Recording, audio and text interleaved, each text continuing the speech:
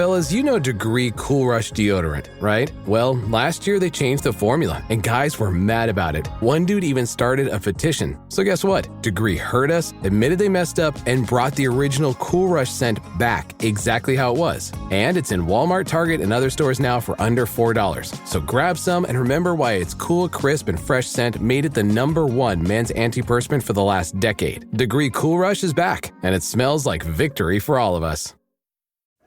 I think you're on mute. Workday starting to sound the same? I think you're on mute. Find something that sounds better for your career on LinkedIn. With LinkedIn Job Collections, you can browse curated collections by relevant industries and benefits, like flex PTO or hybrid workplaces, so you can find the right job for you. Get started at linkedin.com/jobs. Finding where you fit. LinkedIn knows how. This episode is brought to you by Buick. When you have 4 new tires, every drive feels fresh. Right now, buy 3 select tires and get 1 for just $1 during the Buick Certified Service Fresh Start Tire Event. Visit Buick.com/service offers or see dealer for full details. At participating U.S. GM dealers only. Highest or equal value tire will be $1. Offer ends 5/31/2025. Not available with other offers.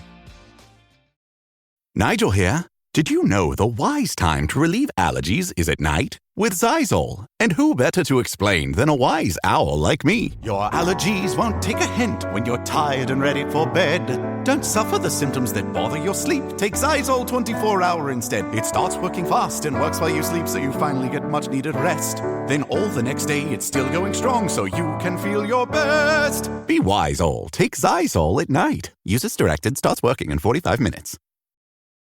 This episode is brought to you by Netflix. 3 couples, 4 vacations, a lot to unpack.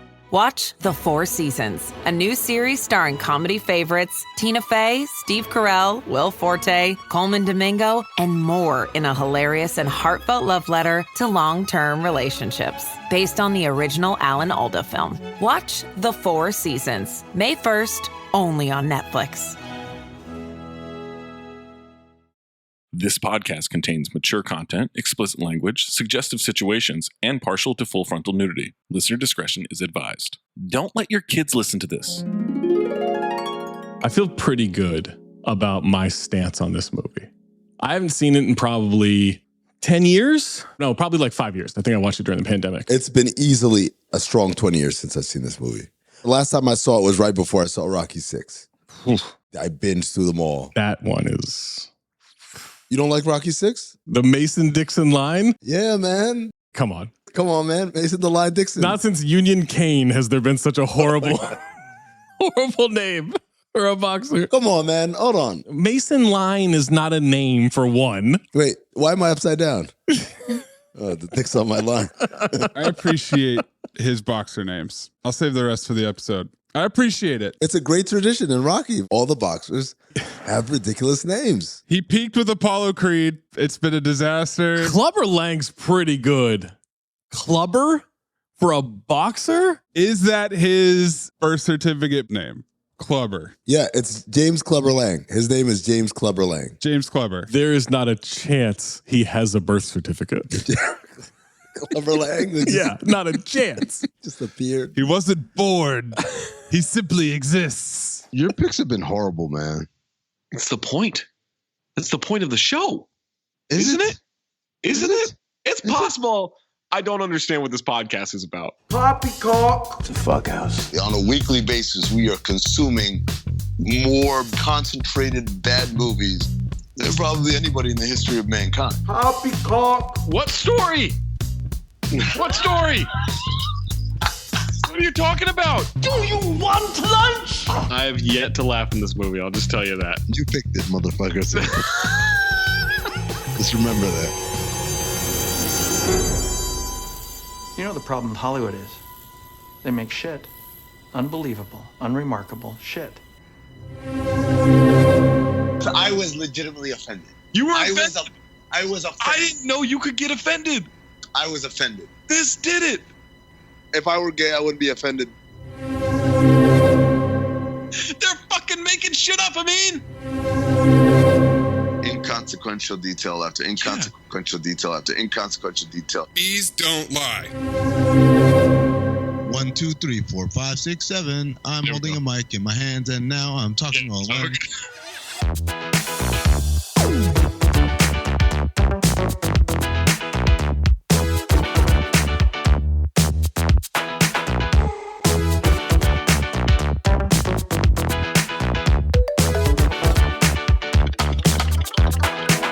Welcome to Cinephobe, the podcast. We break down the movies you're afraid to admit you love.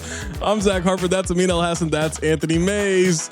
Make sure you're listening to us on Spotify, or we are going to punch you in the head so many times. You won't know your child's name. You won't know where you are. You won't know how to earn money. You won't even remember what Mick said to you. You won't remember how to pronounce antlers. Same note too. Spotify is where you can vote in the poll, like the poll for Angel Has Fallen. 45.6% phobe, 54.4% file. Oh, shit. Wait, I missed all that. What'd you say? What is this for? Spotify is also where you can leave a comment like Molly James Hall, who says, my friend slept with Jim Edmonds when he was in town playing the Blue Jays in the 90s. Whoa! Wow. On the pod. Congrats. Addendum. Molly's a guest now. No, Molly or Molly's friend? Molly's friend. Get them both. Open invite. And Rec League MVP says, all right, I'll ask the question we're all thinking. Can we make fun of him now? The answer is yes. According to Amin, yes. It's official. I think before you could, now we can't. No, absolutely couldn't before. Now you can. That's the rule. I just don't think you could make fun of him for what he was going through, but anything else. I mean, that's why you don't make fun of him, because he was going through something. Now he's gone through it. He's done. I mean, everyone's going through something. Not Val Kilmer. He's gone through it. It's over. Oh, yeah. Well, he's done. Yeah. That's why we can make fun of him. And Christy Newberry commented, if an angel falls in the woods, will Nick Nolte be there to bark at it? Good question. Always yes. Leave us a review. Leave us a comment. Make sure you're checking out the CT5 episodes on the main feed. Leave your CT5 suggestions and lists on social media or in the Discord. You subscribe to that Discord by subscribing to the Patreon, patreon.com/countthedings, ad-free episodes, extended cold opens, rewatchington live events, early episodes, discounts on live show tickets. You missed it. Nope. This is the last one. Well, you probably missed out on tickets. If you had access to the Patreon, access to all these other features, you had access to tickets before this. Hopefully you can find a straggler here and there. And all the extra content across the CTD network. If you have a submission, submit it. Reminder, needs to be 40% or lower on the Rotten Tomatoes audience or critic score. We hit episode 250. We started a brand new Daisy Chain. Chain, chain, chain. Chain, chain, chain. Chain, chain, chain. Chain, chain, chain. Chain, chain, chain. I used Man Hiding in the Shadows to let the genetically engineered ninjas with their arms straight out, teaming up with Dirty Mike and the boys. It's really beginning to get on our tits. In American Ninja 2, The Confrontation, Maze used 2V ninjas to throw out the most natural-looking wig we could find, try to have sex with every woman in an oddly placed residential zone, and stare at the most powerful lion art you'll ever know in Samurai Cop. Daisy Chain is lying. We're not an established gang yet. And Amin used white guy martial arts training in Asia to have us kick off the stilts, wipe off the clown makeup, so we can be sold into fighting slavery while we wait for our boat back to Times Square as we decide to steal a golden dragon for the most charming liar and his hat-wearing partner in the quest. Now I'm using a Tommy gun to link us to the 1990 boxing drama sport, Rocky V. Sports drama. Rocky V stars Sylvester Stallone, Talia Shire, and Burt Young. This is Stallone's 11th appearance on Cinephobe. Tango and Cash, Cobra, Rocky IV, Rhinestone, Zookeeper, Staying Alive, Over the Top, Judge Dredd, Driven, and Assassins. I wish I knew how to quit you. He had Lockup and Tango and Cash in 89, this movie in 1990, and Oscar in 91. Stallone plays CTE incarnate. This is Talia's third appearance. She had Rocky IV and Deadfall as previous offenses. I wish I knew how to quit you. Let me guess what she plays. The broadwife. Okay. Reprises her role as broadwife. In 1990, she had this movie and Godfather 3. Big year for her. Huge year for Talia. This is Bert's third appearance, Rocky IV, and Pluto Nash. I wish I knew how to quit you. Burt Young stars as, incarnate. Burt Young stars as Amin. Yep. No way. White Amin. Sage Stallone from Daylight. He plays Nameless. Who's that kid? Yeah, who's that kid? Who you get? I learned that his brother is named Sarjo. Get the fuck out of here. All of his kids' names are fucking ridiculous. His daughters, Sophia, Sistine, and Scarlet. Like Sistine, okay, that's a little off. Sistine. Like the chapel? Yes. Chapel Roan. Only he spells it 1-6. But it's Sage and his brother Sarjo, spelled Seargeoh. Sarjo. Ciergo. That's a CTE echo. Burgess Meredith from Rocky 1 through 3. He plays CTE senior. This is new footage, which is filmed to fit in chronologically, basically in Rocky 2. Tommy Morrison from They Live. Tommy Morrison plays CTE junior. Also clipping Donald Sterling right now. Oh. Because in real life he had HIV. He's got AIDS. Well, I think he has HIV. He doesn't actually have full-blown AIDS. And when he had those AIDS, I went to my synagogue and I prayed for him. I hoped he could live and be well. You'll be surprised how long it takes for my notes to make that joke. Really? And it wasn't HIV. My man had full-blown AIDS. Oh, I looked it up and it said HIV. His mom said he had full-blown AIDS. Oh, shit. Yep. Repeat offender Richard Gant from Glimmerman and Ed. I wish I knew how to quit you. What a resume. Don Kang. Don Kang.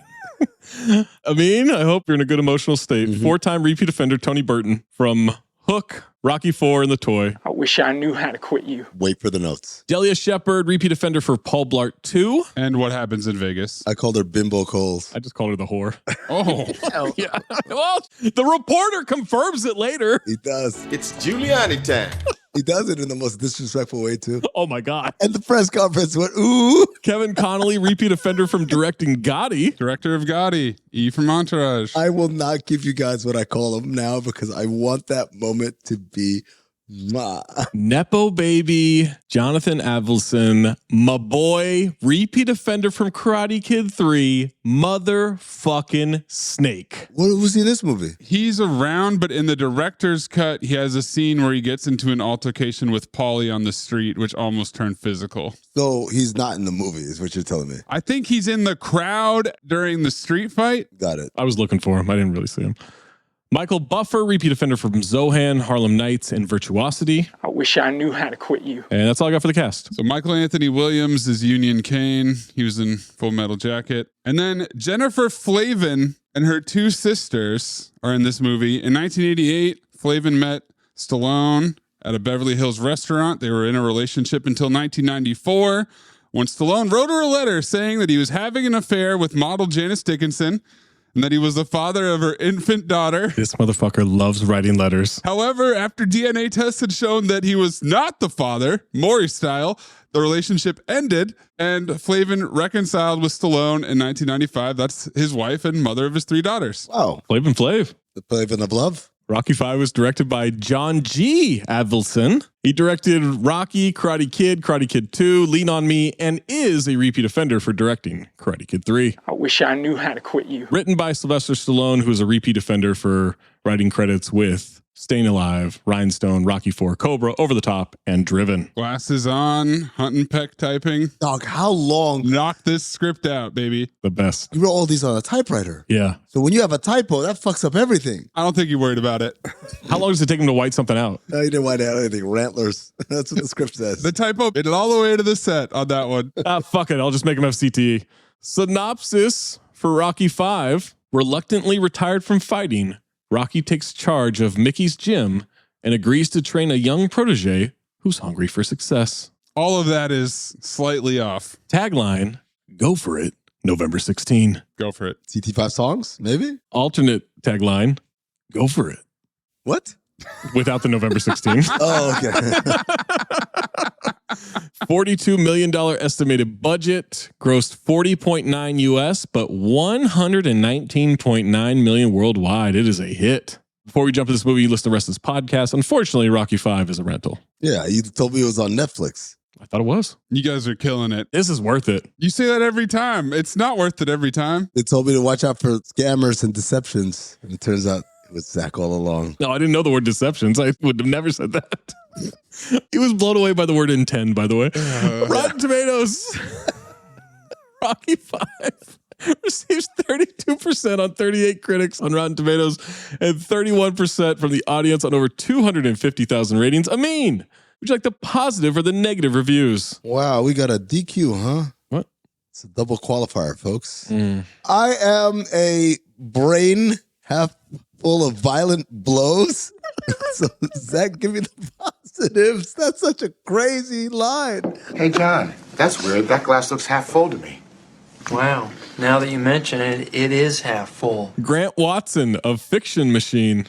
Elementary, my dear Watson. This is a very shaky, oftentimes flawed film, but for some reason I like it. I've grown accustomed to these characters. I want to make sure they're okay. Jean-Claude Van Damme. Fred Topple of Showbiz Cheat Sheet. It may be compromised, but what it's trying to do is worthwhile enough to appreciate the effort. Because if its reputation, I think it's supposed to be because of its reputation, Rocky V is now the ultimate underdog of the underdog series. Is it an underdog or is it just white? Well, they're both white, so they're both underdogs. This one is Snow White. Oh, Snow White underdog. Zaki Hassan of Zaki's Corner. Zaki Harper. It's become popular in most circles to point to this installment as the one where things went topsy-turvy, but the truth is that Rocky V is far better than most folks give it credit for. Agreed. It is Zach Harper. This is Zach Harper when he went to go work in the Middle East.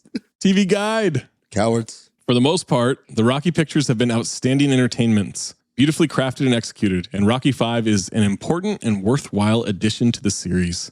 Important? Yep. It is. And then Janet Maslin of New York Times, a sloppy but good-natured reminder of just what it is that has kept Rocky Balboa afloat for 14 years. Negative reviews. Stop being a pessimist. This tank is not half full. It's half empty. I'm really excited. The kazoo's back out today. I bet it's been a while, man. Jeffrey M. Anderson of Combustible Celluloid. Manderson. The undisputed worst movie of the Rocky franchise, the one at the bottom of everyone's list. Fuck off, you idiot. What is the worst Rocky movie to use that? I mean, are we counting the Creeds? Creed is Rocky 7, Rocky 8, and Rocky 9, yes. Oh, Jesus. Yeah. It's either 6, 8, or 9. I mean, they're all terrible. Creed 1 is bad, but at least that first fight, that one shot, is great filmmaking. But Creed 2 and Creed 3 are fucking terrible movies. That's the one that Michael B. Jordan directed, right? Which one was that? I think that's 3. The last one where it's him and who's the guy that got canceled, whoever the fuck that guy is? Jonathan Majors. You a coward, bro, and a fraud. I know it. Everybody else know it. Juan Carlos Cotto of Miami Herald. Juan Carlos Navarro. Rocky V is not as awful as we had imagined. There's more feeling in this one, a relief from the steroid-pumped cartoons that were Rocky 3 and Rocky 4, but the feeling is, alas, recycled. Matt Brunson of Film Frenzy. Jalen Brunson. Jalen Rose. Derek Rose. Derek. This is the first picture in the series that feels inert. Brian Grubb. What does that mean? Of Uproxx. It's frustrating that it's bad, too, because it was the first movie to really tackle the consequences of being Rocky. Yes. Steve Crum of Video Review Master. Jerry Krause. Time to hang up the boxing gloves, old Rocky. Didn't work. Didn't happen. He did. Cuck O'Leary. Until Rocky 6. Of FullViewDrivein.com. The whole CTE thing disappears by the time Rocky 6 happens. He owns the bar. He buys Andy's bar? And he fixes it up. And then they're like, hey, what if this fight happened? What if we did this fight for real? They never mention, hey, man, this guy has Parkinson's or whatever. Maybe got punched out of him. Or maybe as soon as Adrian died, he miraculously recovered. Rocky loses his fortune, moves back to the old neighborhood, and neglects his son while training an ultimately ungrateful young boxer. A manufactured attempt to capture the spirit of the original, what's intended as high drama, is cloying and silly. And then Martin Scribbs of Low IQ Canadian. Martin has a lot of cribs, huh? Scribbs. Martin's cribs. Oh, cute. An embarrassment of brain-damaged boxers and their wussy sons everywhere. Yep. See? I wasn't the only one. Wussy doesn't mean that. Yes, it does. Wussy just means you're a coward. Mays clipped Bob Barker on The Price is Right. Oh, boy. We'll get Amin's first note, May's first note, and my first note after these messages, unless you are a Patreon subscriber. Patreon.com/countthedings, in which you get an ad-free episode right. Meow. Hey there, I'm David Harbour from Marvel Studios' Thunderbolts. I don't mean to interrupt your favorite podcast. Well, actually, maybe I do, just a little bit, but I have a good reason. My new film hits theaters Friday, May 2nd, and it's got everything. Action, suspense, humor, heart, and Bob. Who's Bob? Find out by getting tickets now. Okay, now back to the show, or on to the next ad. Hilton brings you new ways to stay. With experiences that let you capture the glory days. Introducing the Graduate Hotels. Each inspired by local college towns, these stays are always original and never boring. Get in touch with traditions all across the country and enjoy a stay that's a class above the rest. Book at Graduate Hotels with Hilton Honors Points at Hilton.com. It's a win-win. Hilton, for the stay. Llévate más de lo que esperas todos los días con el nuevo McValue en McDonald's. Ahora puedes comprar uno y sumarle otro por $1. Así que cuando tu equipo favorito enfrente a sus rivales, enfrenta tus antojos con $5 Meal Deals. Y si estás corriendo para alcanzar el desayuno, corre al app para llevarte ofertas antes del cutoff. Tú decides, y con McValue, tu decisión siempre rinde más. Precios y participación pueden variar. BOGO $1 válido para un producto de igual o menor valor. Debe estar registrado en Rewards para ofertas en el app. Out here, there's no one way of doing things. No unwritten rules. And no shortage of adventure. Because out here, the only requirement is having fun. Bank of America invites kids 6 to 18 to golf with us. For a limited time, sign them up for a free 1-year membership, giving them access to discounted tee times at thousands of courses. Learn more at bankofamerica.com/golf with us. What would you like the power to do? Bank of America. Restrictions apply. See BofA.com/golf with us for complete details. Copyright 2025 Bank of America Corporation. Amin, what is your first note? MGM Lion. CT5 Lions, and then I said, the recap, a fixture in the Rocky series. Maze. Yeah, same note too. Same note? Classic Stallone to use 3 minutes of footage from your previous movie. I'm not mad at it. You have to. I kind of appreciate it. My first note, my theory of why most people dislike this movie is at some point in probably 2001 or 2002 on page 2 on ESPN, Bill Simmons said it was the worst Rocky movie and it's awful. And much like his bad basketball takes, I will once again be correcting his lazy ass shit. Bob Cousy is next. Is that true or is that just a theory? He absolutely used to write this. I'm just not sure of when it was. Okay. But because he said it, now a whole generation of people, they're always like, oh, well, Rocky 5 sucks. And I'm like, just fucking watch it. It's great. It's fun. And then, yes, previously on Rocky. Oh, man. When you were telling the story last night, you had so much detail. The detail was so rich. It was rich detail. Go into incredibly descriptive details of the story so we all know. Oh, yes. Now it's time for the scenes. Here's what happened. Bow. Opening montage, battle with Drago, must break you, the whole thing. File. It's a gutter war. 3:34, Cold War over. I'm liking the freeze frames, black and white, to let us know who the actors are. Talia Shire. Yeah. Oh, that shit was fire, bro. It's great. It's great filmmaking. They ran out after like 3 actors. Well, that's all you need. Yeah, I mean, Tony Bird's not really in this movie.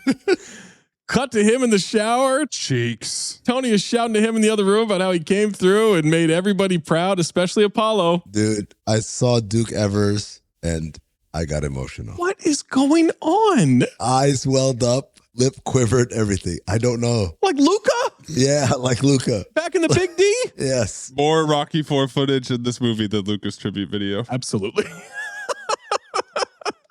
I would say a good 9 minutes of this movie is Rocky 4 footage. Were these unseen scenes? Paulie rubbing Duke's head? That's in Rocky 4. Really? I don't remember any of that shit. No, these are all there. What about him showering? That's not. Brand new, baby. Yeah. You just see the one cheek with the way he's standing. This is how IG models pose to make it look like they got ass. Oh. Very specific. One leg back, one leg forward, arching in the back. I don't like how you're not really doing it for Yes, I am. the people who can't see this, but I am. It's off camera, but I am definitely striking the pose. And you should see the butt I got right now.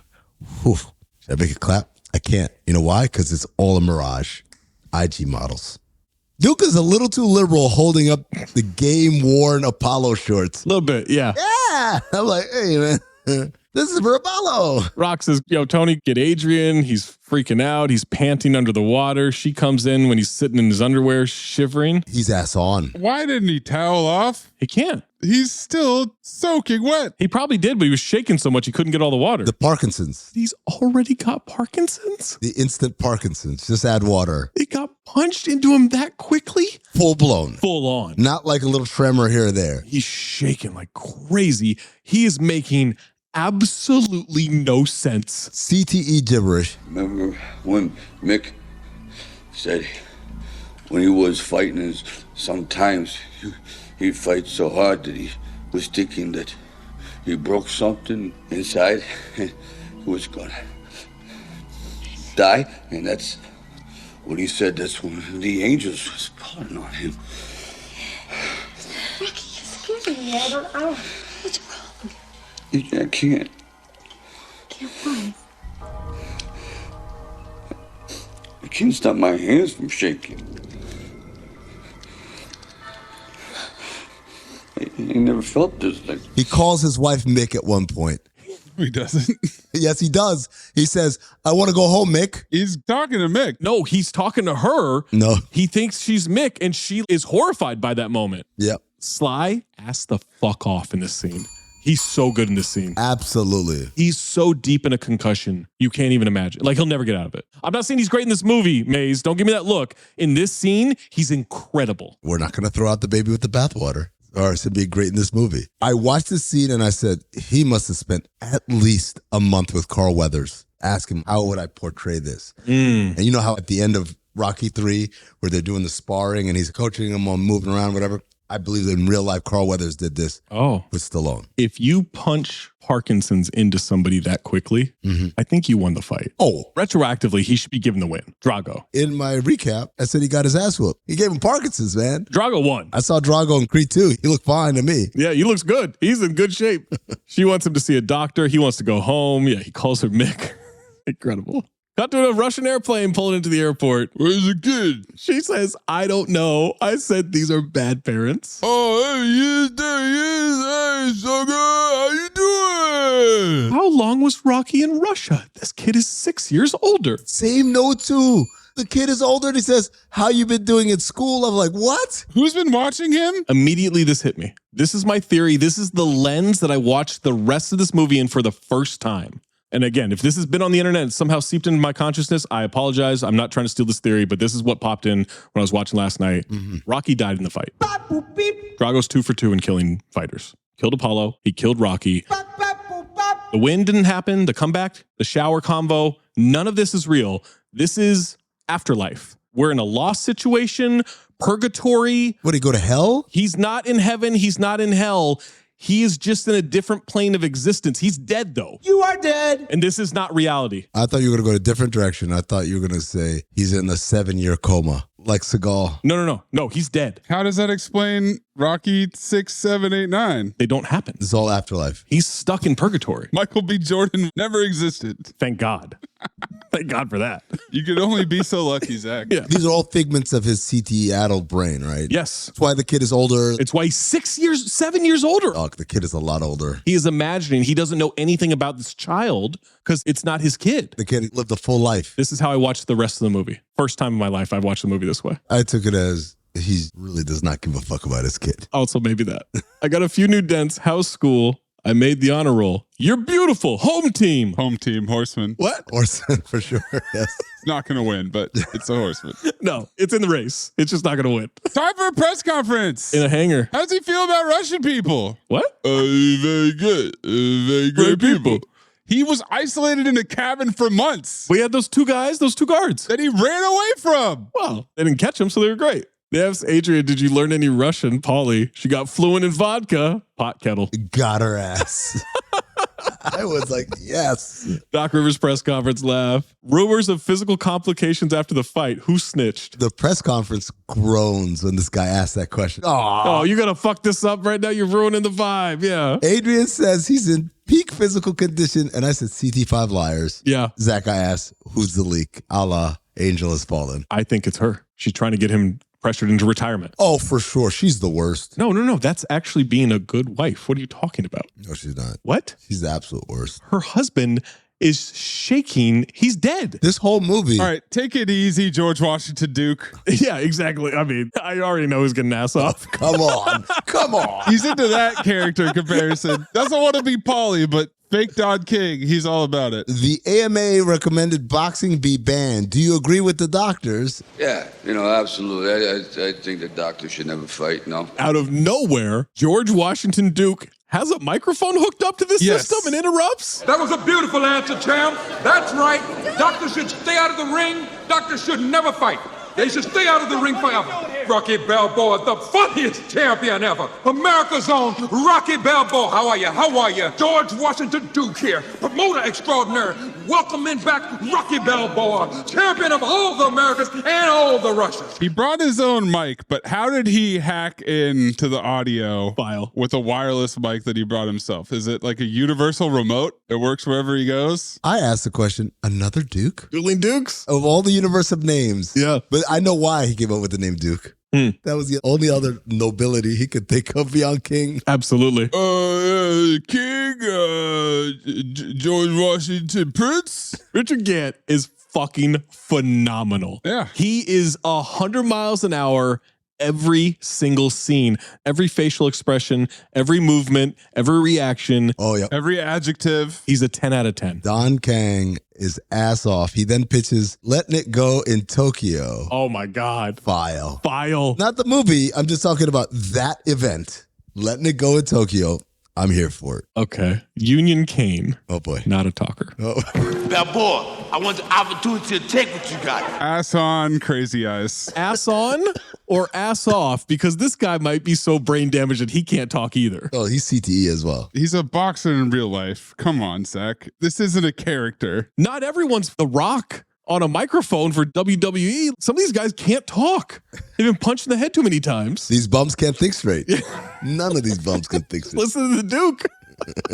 Duke calls Rocky a flamboyant, rambunctious sportsman. Agreed. Then he says, timing is the essence of life, offers Rocky a huge guarantee for the fantastic international extravaganza in Tokyo. Letting it go in Tokyo. But Adrian announces that Rocky is retired. Whoa. Breaking news. The look Duke gives her. His looks in this movie to her specifically. Horseman. What the fuck is this broad talking about? Undercuts her. Why is she talking? Every chance he gets. Women. Oh, some dickhead in the media says it's the professional responsibility to respond now. Come on, guys. What in the woj is he talking about? Fuck out of here. He can do what he wants. The perception of the media in this movie is hilarious. It's incredible. I said, Union Kane, he sounds a little bit like RFK Jr. The voice tone. Little bit. He sounds a little bit like Union Cocaine. Oh. Rocky doesn't care that the reporter demands they hear about this now. I got to think about that. So anyway, I want to tell everybody the flight over was really nice. I said, this poor concussed and purgatoried fuck. He's picking back up like it wasn't interrupted by this guy with his own microphone. Because he has no idea what's happening. He's rambling. He credits Adrian. Without Adrian, never would have done as good. He's talking about his kid. My kid. My kid. Bro, do you know the kid's name? Nope, sure don't. Haven't you... like being born all over again. They asked him if he's got to retire. He's like, I like to go home. The reporter is ass off. That's exactly how I leave most functions too. Reporter's bad at his job. He says, are you going to give us something to write? I said, buddy, his wife interrupted a title fight offer and said he's retired. That's a story. Write the story. But it's funny because he's annoyed at the rest of the reporters who seem to be okay with this. Like, come on, guys. Yeah, because they know what to do. They don't need it spoon-fed to them. The story's there. He's ass off. Duke's assistant, who we'll later find out is named Merlin, says, don't worry, you'll get him. He's a member of the Kingsmen. Is this the same house? I don't think so. I don't think it was, right? Didn't he live in L.A. or am I tripping? Oh. He lived in L.A., yeah. And now this is clearly a mansion in Philly. Does he still have that house in LA? Apparently not. We'll talk about that later. He wants to dance in the driveway with her. But the kid is such a hater. Well, he thinks his dad might be a bingo. He's hating on his parents, trying to rekindle their love after it almost fell apart. With their child 4 feet away. Oh, yeah? Well, maybe I'll take you upstairs and violate you like a parking meter. I audibly oped. I thought, oh, she's too prudish for this. It cost you $0.25. Oh, yo, Adrian. Why'd you let her talk dirty like that? His voice goes up high pitched. When you let her talk dirty like that? Well, you're unbelievable, man. This kid is abandoned even at home with his parents. No wonder they don't know his name. It might be time to update the CT5 worst parents list. These two are fucking terrible parents. Philosophical question. Are they bad parents if the kid deserves it? Well, are you a bad parent if you're in purgatory? No. Okay. You're not a parent at all. You're dead. Like Val Kilmer. We can make fun of him now. If the kid deserves it? Doesn't the kid deserve it partially because you're a bad parent? Oh, chicken egg. Cycle. Rocky's got 2 massive black eyes. Oh my God. Dad, did you know your bones grow 3 times as fast at night? Not me. Daytime. And Rocky said, yeah, especially when they're in your mother. Rocky Jr. is drawing pretty pictures. Same note too. I said, oh fuck, he's drawing pretty pictures. With crayons. He's got a fish tank above his bed. He's got a poster of Rocky and Apollo. And then, Just wait until, look at this photograph. Giant popos. I popped. Golden fucking dumpster. Young Dennis Reynolds over here. Menage a note, menage a photograph, Madame DuPont. That can't be the actual size of her popos. No! Why not? I needed a deleted scene. Why not? Those are massive. Yes. That's Madame DuPont, my French teacher. And Rocky says, really? He's so excited. He takes another look. Yeah, she looks French. I wish I was your mother. You don't understand French too good. I know someone who's not missing parent-teacher conferences. He's locked in now. I know some French talk. Knock, knock. Who's there? Madam. Madam who? Madame foot caught in the door. Cobra formula. Knock knock jokes. The ultimate Cobra formula? Same note too. It's an old joke. What do you want from me? I'm trying, you know. I don't know all the good things, you know. Hey, whoa, what's this? He pulls Russian money out of RJ's money ears. Huh? Money ears. Money ears? Kid wants to know what his concussed mind meant by having him was like being born again. Hey, Dad, what the fuck are you talking about? I don't know what the fuck he says. I've given the same speech to my kids. In that same way? Yeah. My grand experiment in reincarnation is what I call my kids. The B-side life. Rambling about how he grew up tough and his kid is spoiled. He then asks, do I look like a raccoon? Oh, you sure do. You look like a... That's what you look like. And he kisses his son on the lips. This was the first point where I said, does he know this child's name? No, because he's in purgatory. It's not his kid. We'll play tomorrow. Maybe you can show me your English teacher. She's pretty hot too. Yeah? God damn it, man. He comes out of the room. Adrian is whisper fighting with Polly about money. Her voice is so grating. It was Rocky's money, not his to lose. How'd he blow it? Did he bet it on Drago? She's full on shouting at him about the seriousness and Polly ducking accountability. Yeah, he just wants to foist it on literally anything else. You're counted as a crook, not me. And I said, that's an expert voice. Rocky walks and said, what's going on? Polly says, look what you done now. You know what, man? This guy's good. Polly gave power of attorney to this crook accountant. I just didn't give anything to nobody, huh? That's how I know Rocky is dead or in purgatory. Only his mental plane could have come up with that sentence structure. He's the thief. I need alcohol. Same note too. And you rejected the comparison. Literally. Ducking accountability, running to booze. Come on. She explains to Rocky all the money's gone. Cut to them talking to a lawyer for some exposition Esquire. High price real estate. Deals fell through. Market dried up. Rocky lost millions. Tremendous debt payment. Didn't pay taxes in 6 years or mortgage in months. The mortgage? They thought the house was paid for. Nope. $400,000 still outstanding in 1990. To be fair, they were in Russia for 5 years. So, well, purgatory. A couple of things might have gone wrong. 6 years. That's the last time we paid taxes. Only thing not encumbered is the gym willed to their son by Mickey Goldmill in 1982. The good news is that Paulie is very helpful here. He gives some suggestions and solutions as opposed to problems. Hey, Rock, you could sell some things. I fucking laugh. Commercials. I ain't no commercial kind of guy. I'm a fighter. It's what I do for a living. The Rocky Balboa grill. Yeah, fighting's a ticket, Rocco. Lawyer suggests a couple fights. Adrian says he's retiring. Polly, we're here because of you. I'm not taking the heat for all this. I thought I was doing smart business. He says, you're like a season that don't change. And I don't even know what that means, but I love it. What? And then I realize who Paulie is. You. Paulie is JP from Angels in the Outfield. He's a CT5 manipulator. At every turn, he's making himself the victim. You. What? I'm not JP. What? I don't manipulate. When do I manipulate? I don't manipulate anybody. Paulie does a great job manipulating, though. Tells Adrian she lives in a fairy tale world where the air don't move. What does that mean? I'm not no tomato can. You can kick around. His voice is breaking. Poor Paulie. Rocky says to call Duke. He'll fight Kane. Adrian's pleading with him. He says he'll see a doctor for her. Cut to the doctor. Oh, my God. Cut to the lawnmower man head scan. He's got a hole in his brain and it's filled with jargon? Because of the continuous violent blows to the head. Yeah. Holy shit. Yeah. Huh. There's some long-term damage there, huh? Simply stated, irreversible brain damage. Rocky thinks the doctors could be wrong because anybody could be wrong. Only God ain't wrong and they ain't God. And she says, I don't think he is. Yeah. She says it so gently. Rocky, just listen to yourself speak to literally anybody about anything. He whispers something in her ear. She turns around and looks at the doctors. No one has to know, doctor, right? The doctors say it'll be strictly confidential. And that's the last we'll ever hear about any of this, right? It remains a big secret. Not quite. No. Newspaper montage. Rocky retires, bankrupt, sues accountant. Cut to their estates.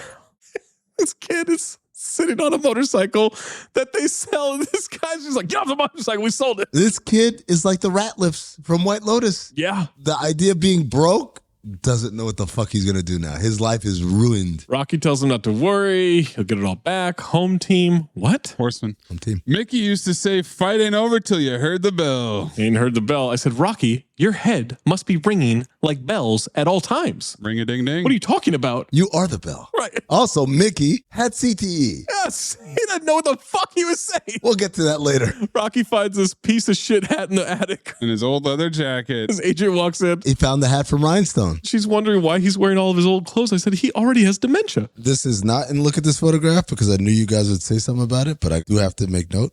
Talia Shire, I was not familiar with your game. Oof.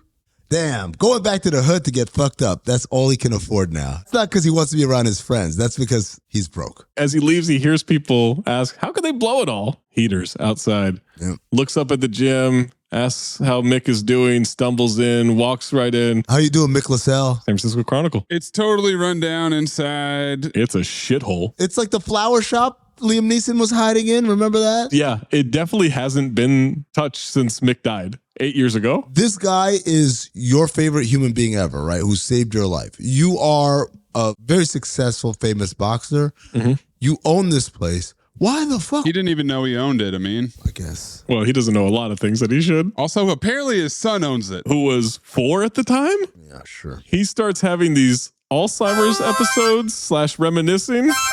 After putting on a dusty glove, he has a black and white flashback to training with Mick. Mentalize. You're going to mentalize. See that bum in front of you. Mick calls him very pretty. You're going to roll over him like a bulldozer, like an Italian bulldozer. And I said, oh, because that sounds like a weird clarification. It doesn't sound like not a slur. Give me a motivation. And I said, oh, it all makes sense. His brain is just mud. As Rocky is picturing all this, he is so glossy-eyed. He's watching this like Bruce Wayne watching himself learn about his parents dying. His head is fucked. It's like me watching Superbad or something. He's saying the lines before Mick says the lines.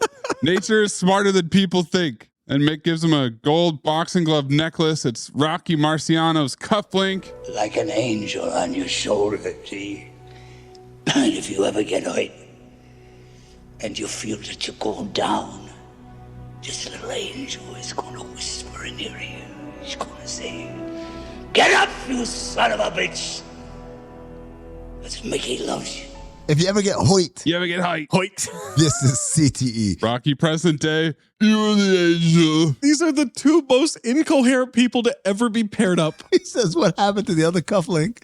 I don't know. He only gave me one. He gave it to some bum. Sly manages a single tear to fall. 1990, we got some hippity hop, rappity rapping. As Rocky's moving back into his old neighborhood. Clip it. Take you back. Take you back. Take you back. Take you back. From the streets cometh a man, a fighter, doing the best that I can to survive. Yes, and the survival of the fittest. Strive for what is mine. The Lord is my witness. Many believe in what they see, and I wonder, what do they see in me? For a man, he must walk alone to grow and to bring his knowledge home. School of hard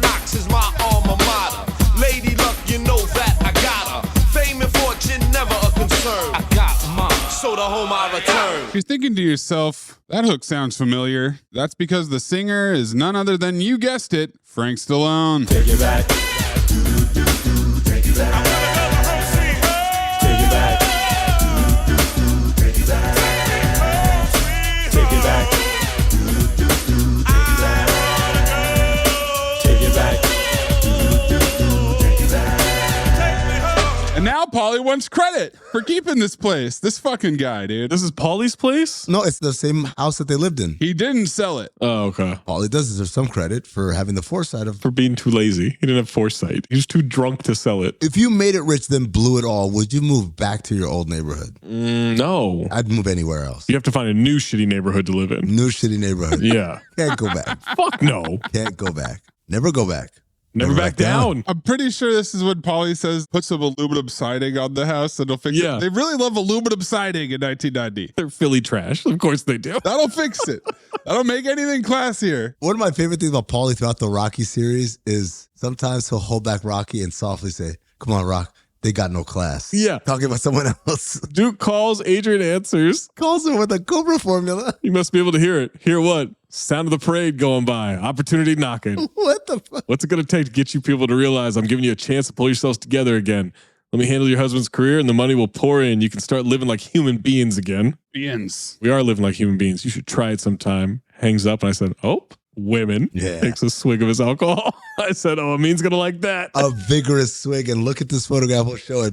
Open the mouth wide. Got to Polly the kid and Rocky walking the street. Kid wants to know when he started smoking. I'm smoking again. Bad habit. Smoking? He's wearing the old leather jacket and the hat and the gloves with the cut off fingers. Mm-hmm. He's back. It's also 4 years till we find out that smoking kills Tony Danza. So that's true. That's why smoking is allowed.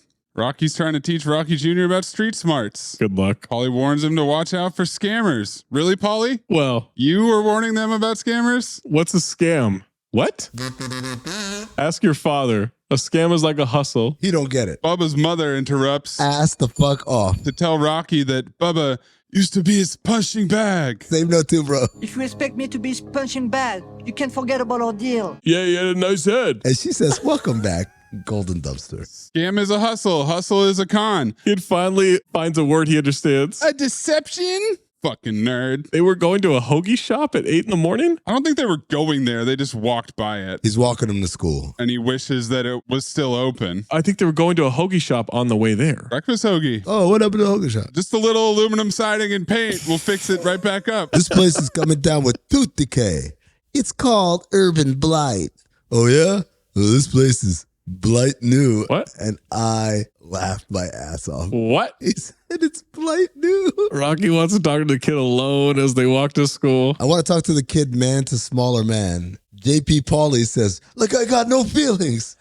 Oh, come on, Paulie. That's how wars start. He's right. This guy is a master manipulator, man. Teaching him about the kids with street brains. Stay sharp. I intend to. The word intend made Rocky feel stupid. Fried his brain, which tells me that this is not Rocky in Purgatory, because he could have clearly never come up with the word intend. No, trust me, he's in Purgatory. Rocky Jr. is getting smarter as Rocky gets dumber. He keeps saying they need to stick together, then abruptly goes, what are we? What? What are we? Oh, home team. Home team. He asks his teenage son to solve his bankruptcy issues. Rocky Jr. goes, what? Rocky used to go to this school. Nice bricks. Used to have good milk at lunch. What? CTE is running away with this horseman. It was tough. He says, I had 72 fights coming up. 72?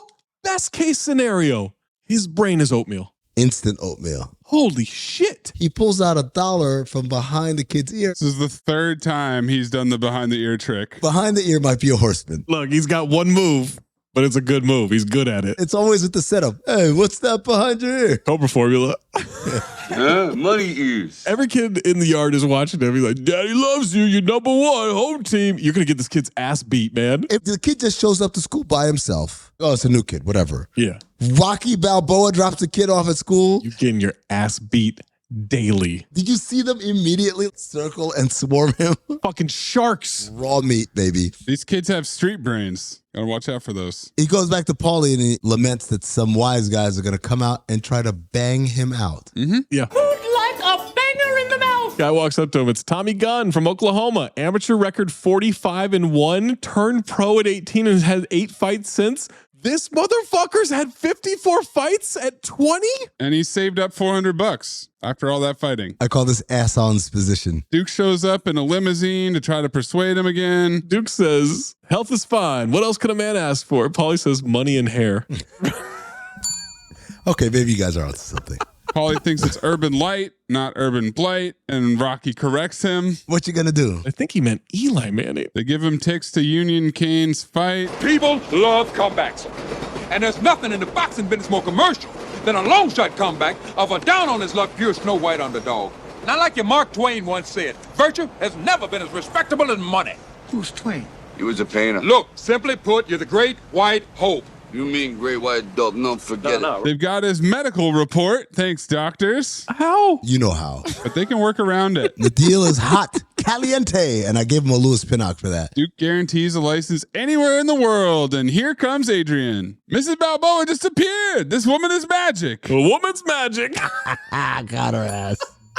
You like touching into your pocket and only feeling your legs? We're talking business, my darling. Bars. He says it's a golden opportunity to dump this loser image. She goes, who are you talking to? I'll make you so much money you could swim in it. And he turns to Adrian and says, you can swim, can't you, darling? Oh, my God. This guy's on fire, man. Rocky's now putting together that she was back working at her old job. He had no idea. He ends it with, maybe we ought to sign Mrs. Balboa to fight Kane. From the looks of it, she's got the cojones in the family. And I said, Louis Pinnock wrapped up. Golden fucking dumpster. The entire scene, Richard Gant. Ass off, lock it in. They walk back up to the limo. Tommy Gunn's sitting on the hood. That ain't no park bench, boy. That's fucking fire, too, man. He's lurking the entire time they have this argument. They're arguing about the whole pet shop thing and her being back. He waits about 3 seconds once she goes back to the pet shop. Hey, can I talk to you now? Buddy, clearly going through something. Yo, Adrian, do we ever leave this place? I don't know. Purgatory. Are you all right? What? Are you all right? Oh, yeah, I'm fine. What did he think she said? He has no idea. Hey, Fidelity. How can I remember to invest every month? With the Fidelity app, you can choose a schedule and set up recurring investments in stocks and ETFs. Oh, that sounds easier than I thought. You got this. Yeah, I do. Now, where did I put my keys? You will find them where you left them. Investing involves risk, including risk of loss. Fidelity Brokerage Services, LLC, member NYSE, SIPC. Switch to Verizon Business and get more from your internet without paying more for your internet. Get LTE Business Internet starting at $39 a month when paired with select business mobile plans. That's unlimited data, and with it, unlimited possibilities. Start saving today with Verizon Business, ranked #1 in small business internet customer satisfaction by J.D. Power. Starting price for 25 megabits per second LTE internet plan with smartphone plan savings, plus taxes, fees, and economic adjustment charge. Terms apply. For J.D. Power 2024 award information, visit jdpower.com/awards. It's almost Mother's Day, and you can now get anything you need delivered with Uber Eats. Well, almost anything. So no, you can't order a relaxing shower, but some beautiful flowers, you bet we deliver those. A bird bath? No. A bath bomb? Absolutely. It's no to a chocolate lab, but yes to some chocolate truffles. So whether it's a last-minute gift for Mother's Day, fresh groceries, or food from your favorite restaurants, get it delivered today with Uber Eats. Order now. Product availability varies by region. See app for details. At the Hyundai Getaway Sales Event, get deals so right, it almost feels wrong. Now's the best time to get that Hyundai you've always wanted. Plus, every new Hyundai comes with America's best warranty and 3 years or 36,000 miles of limited complimentary maintenance. Don't think you can get away with all that? Think again. The Hyundai Getaway Sales Event. Visit your local Hyundai dealer today. It's a great day for a new Hyundai. We cut to Merlin and Kane and Duke in the limo. Union Kane's bingo ass will not shut up. Duke shuts him up. None of these bums can think straight. Hey, on the paper on you, boy, you will fight who I tell you, where I tell you, and how I tell you. You got that? The director of Gotti is taking a smoke break like a teamster. He's as tall as he's ever going to be in his whole life. Fully grown. It's because he's smoking. He's got a tiny little earring, and I was not prepared for what that would portend. I called him Jason Pellegrini because he says, Rocky's your dad, right? Your old man's a punk. Why are you wearing my coat? Because you know when he says your dad's a punk, he heard that from his old man. Absolutely. Jason Pellegrini's dad says Mick Jagger's gay. Yeah, well, Jason Pellegrini's dad takes it up the ass. His friend holds Rocky Jr. while E punches him, throws him down, and takes his coat. The girl who said, "You're Rocky's son, right?" Yeah. She sets the whole thing up, and now she wants to act sad. CT5 manipulators. Got to the gym. It's packed with fighters already. It's already been cleaned up. It's already full. Paulie's scamming and selling shit. A mug that Rocky drinks out of around the house. It's so dirty. It's a huge ope for the guy trying to buy the mug. Of course. $10. Well, hey, man, how I know it's the real thing? Look at the lip marks, huh? All right, $5. $5, no more. What's that a deal? Okay. I was offended. The way he talked offended me. Just did it. Tommy Gunn walks in. Rocky's teaching this guy named Richard, and Tommy walks up. Paulie introduces him again, wants to fight. Paulie is drinking out of a binoculars flask. Remember Tommy Gunn? Says he wants to fight. I said, get married. Why? Banter. That's gym humor, Rocco. Oh, that. Oh, okay. Concussed. Doesn't know what the fuck he's talking about. Time to show him what he's got. Rocky asks Paulie what cajones are. What's a cajones? Cajones. Cajones. Cajones is Latin for Spanish nuts. This doesn't make sense because he never read it. It's not like he saw it in a text message and now he's asking it. Purgatory. Okay. Tommy doesn't have headgear, doesn't need it. Rocky's saying go easy. They're sparring. Tommy's getting jabbed to death. Rocky, of all people, tells him it ain't no law to duck. The fucking nerve. Never seen Rocky duck once. For 4 movies, 8 haymaker after haymaker. No hands up, blocking, no ducking. Get the fuck out of here. Tommy's going too hard well after time is called. But Paulie thinks he stinks of opportunity.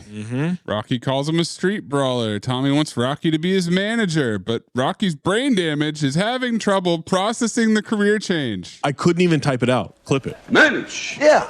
Unless you think I ain't got nothing going. Nothing going. Yeah, all right. Yeah, you got a lot going. You got a lot of tools, huh? But I ain't no manager. I ain't never been manager. You know, the gentleman that owned this place, that was a manager. But me, I was always the managed guy. Hey, look. Good luck, all right? Tommy doesn't know what to do, walks away defeated. Rocky watches him leave. Cut to the kid leaving school, cold without his coat. Girl who tricked him asks how he's doing. Look cold. Oh, man, this girl. Where's your boyfriend? Him? Forget it. He ain't got no manners. She introduced herself as Young Sweet D. That's what I call her the rest of the... That's a good one. I like that. I'm Jewel. I've been living here about 6 years now. Heh, it ain't Disneyland. Why is this child doing Rodney Dangerfield shtick? I don't know. Because she's Young Sweet D. I called her Louise Pinnock. She's not like the other kids. She wants to get out. You know, for an Italian kid, you ain't got a bad butt. What is happening? Tough for you to read that line. But here's the thing. Kid resists. You can pull him wherever you want. I like kids. Is it too much of a stretch to say that Rocky Jr., which I'm assuming his name is Rocky Jr. because we don't know what his name is. This is the only time it's said in the movies, this scene. What's his name? Robert. Is this a Stephen Baldwin sweater? Big sweater, but it's not a turtleneck. We see that later on in the movie. Yeah. It's not here and it's not on him. Rocky has a Stephen Baldwin sweater. Say no too, bro. Cut to the gym at night. Paulie and Rocky leaving the gym. Paulie wants to go to Miami when he gets some money. Paulie formula. First money I get, I'm going to Miami. Why Miami? Miami needs new gigolos. Yeah, I read something like that. Paulie Rocky banter is a horseman. Absolutely. It's working, guys. He moans with his ass on about his bad back, arthritis. Why don't you got arthritis? Ain't I got enough? Good point. Tommy's waiting for them outside, wants to try again, got nothing to lose. I would talk to your family people, and this bingo says, I ain't got no family people. Family people? What the fuck does that mean? Purgatory. He's read all about Rocky. Anything you want me to do, I'll do. I'll bust my butt trying. Rocky is too concussed to say no, asks if he's hungry. He'll like the way Adrian cooks, does amazing things with macaroni, but can be vicious with the garlic. Cut to dinner. They want to know why the kid got smacked around. Adrian wants to go to the school. Kid wants to handle it. Paulie suggests a baseball bat across the face. They seem very nonchalant. Because they don't give a fuck about their kid. Yeah. Tommy tells a story of being picked on at school until his mom said, pretend the guy's like a balloon. Balloon? You pop him hard. These guys just go away. Cobra formula. Adrian wants Rocky Jr. to solve problems with his mind, not his muscles. Rocky Jr. is worried about getting mangled. He wants Pop to teach him to fight. Pop? Tommy's got daddy issues too. His Pop used to get drunk and beat him. Oh, Daddy. First guy I ever knocked out was my father. Get in the ring, all I ever see is him. That's healthy. He come home and punch on me. punched on my mother too. I guess you could say we were both his punching bag. Rocky then says, at least you had an old man to knock out, you know? That's a good point. Fucking what? Did you not listen to the story over the bells ringing in your head? He beat the shit out of him so badly, he couldn't walk for a week. Rocky couldn't beat his dad.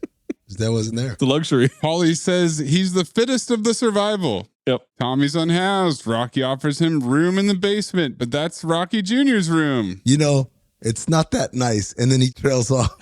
And that's where you had your son staying? He openly tells him the basement's a piece of shit. That's where the kid is. And it's such a shitty option, but there are no other options that the kid's like, well, hold on a second. That's where I stay. Hold on now, Rocky. I need my fucking basement, man. I need my fucking bedroom, man. Because now he's got to share a bed with Paulie? What's happening? Oh my God. Rocky Jr. had time to clean up the downstairs, arrange stuff. He painted. Because the alternative was being outside where he's getting his ass beat every 4 minutes. Rocky is blown away. As they're walking down the stairs, Tommy Gunn says, Adrian, she can really cook. And Rocky says, yeah, she's okay. Oh, he's already sick of her again. He wants to go back to Russia. It's time to go to Russia. Tommy is starting to weasel his way into the family. I don't think he weaseled his way in. I think Rocky on a dime became infatuated with Tommy. Anything is better than his family. You're right. But also, anytime the kid tries to connect with his dad around Tommy, Rocky tells him to shut the fuck up. No, it's not that. Tommy? Tommy cuts it the fuck off. It starts with Rocky doing it. Later, Tommy does it. Yeah. Rocky's asking the kid about the shrine. Tommy, tell me about that cufflink necklace. That's right up Rocky's alley. He can't wait to talk about it. Yeah. And Rocky Jr. is on the stairs competing for his brain dead dad's attention. Good fucking luck. He wants to talk about Jewel. Nice girl. She's great. Oh, it's great. Shut up. I gotta finish talking gibberish to Tommy. Don't change that channel. What is he talking about? Fighting is 90% in the skull. He mixes up Orlando with Oklahoma, and then he says, who's your best friend? Some random guy in Oklahoma. Eric Elder. No, your best friend, Frankie Fear. What the fuck does that mean? You see, fear is a fighter's best friend. Ain't nothing to be ashamed of. Fear keeps you sharp, keeps you wick, which was supposed to be awake, but he said wick. Wick Goosebeck. And then to really, really drive the nail into the coffin of Rocky Jr.'s heart. The fuck is he talking about? He tells Tommy, yeah, I'll manage you. Home team. Home team. What? The bingo child does not like that. You can't even come up with your own bit for your new friend? You have to recycle your inside joke with your son? That's probably not even his, if we're being honest. Probably Mick. Well, it's all one continuum now. He's officially become Mick in this movie. Yeah. Back to school, he keeps bullying Rocky Jr., taking his money. Jason Pellegrini smacks the shit out of him. I gotta eat. Eat this. This next scene, he's with Tommy. They're shouting at the priest up on the window. Yep. Father Carmine, who's shouting back in Italian. Why are they yelling this whole conversation? Hey, can you give us a couple blessings? See, this is how I know he's in purgatory. There is some divine spirit trying to reach Rocky in Italian, so he understands Italian. He didn't understand Italian before this. Absolutely not. I don't think he understands Italian. He just likes when this priest speaks Italian. He's responding. He's responding in English. Tommy's ass off, completely bewildered by all of this. I don't know if I'd say ass off. Maybe for him. Yeah, for him. Yeah. Close up on a big Jesus. The bell dings. Tommy's got to fight. He feels weak. He thinks he needs more work. Rocky tells him to shut up. Rocky's gibberish in the corner has confirmed for me that this is why Apollo died. Of course. This was the guy he had in the corner. Terrible advice. Gibberish. Only difference between a hero and a coward is the hero's willing to go for it. What the fuck does that mean? I bet he said that to fucking Apollo before Drago killed him. Go for it. When the time is right, explode all over this guy. Oh, yeah, because he's a volcano.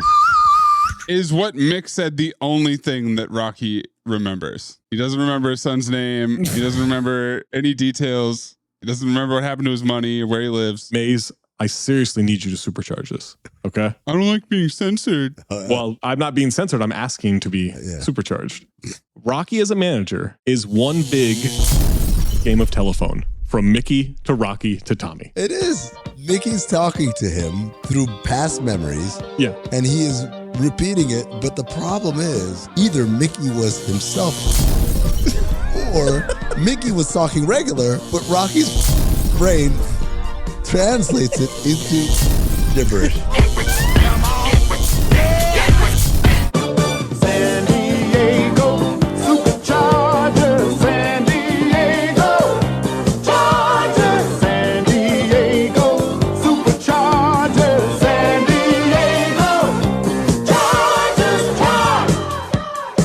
fight, no actual coaching and pure rhetoric. Tommy knocks this dude out, and we're diving headfirst into a hippity hop, rappity rap training montage. Zero coaching. Be a volcano. He turns it on and beats the shit out of him. Be Dante's Peak. Even Rocky had a montage. And one of the first lyrics that comes with this song is, to be or not to be dope.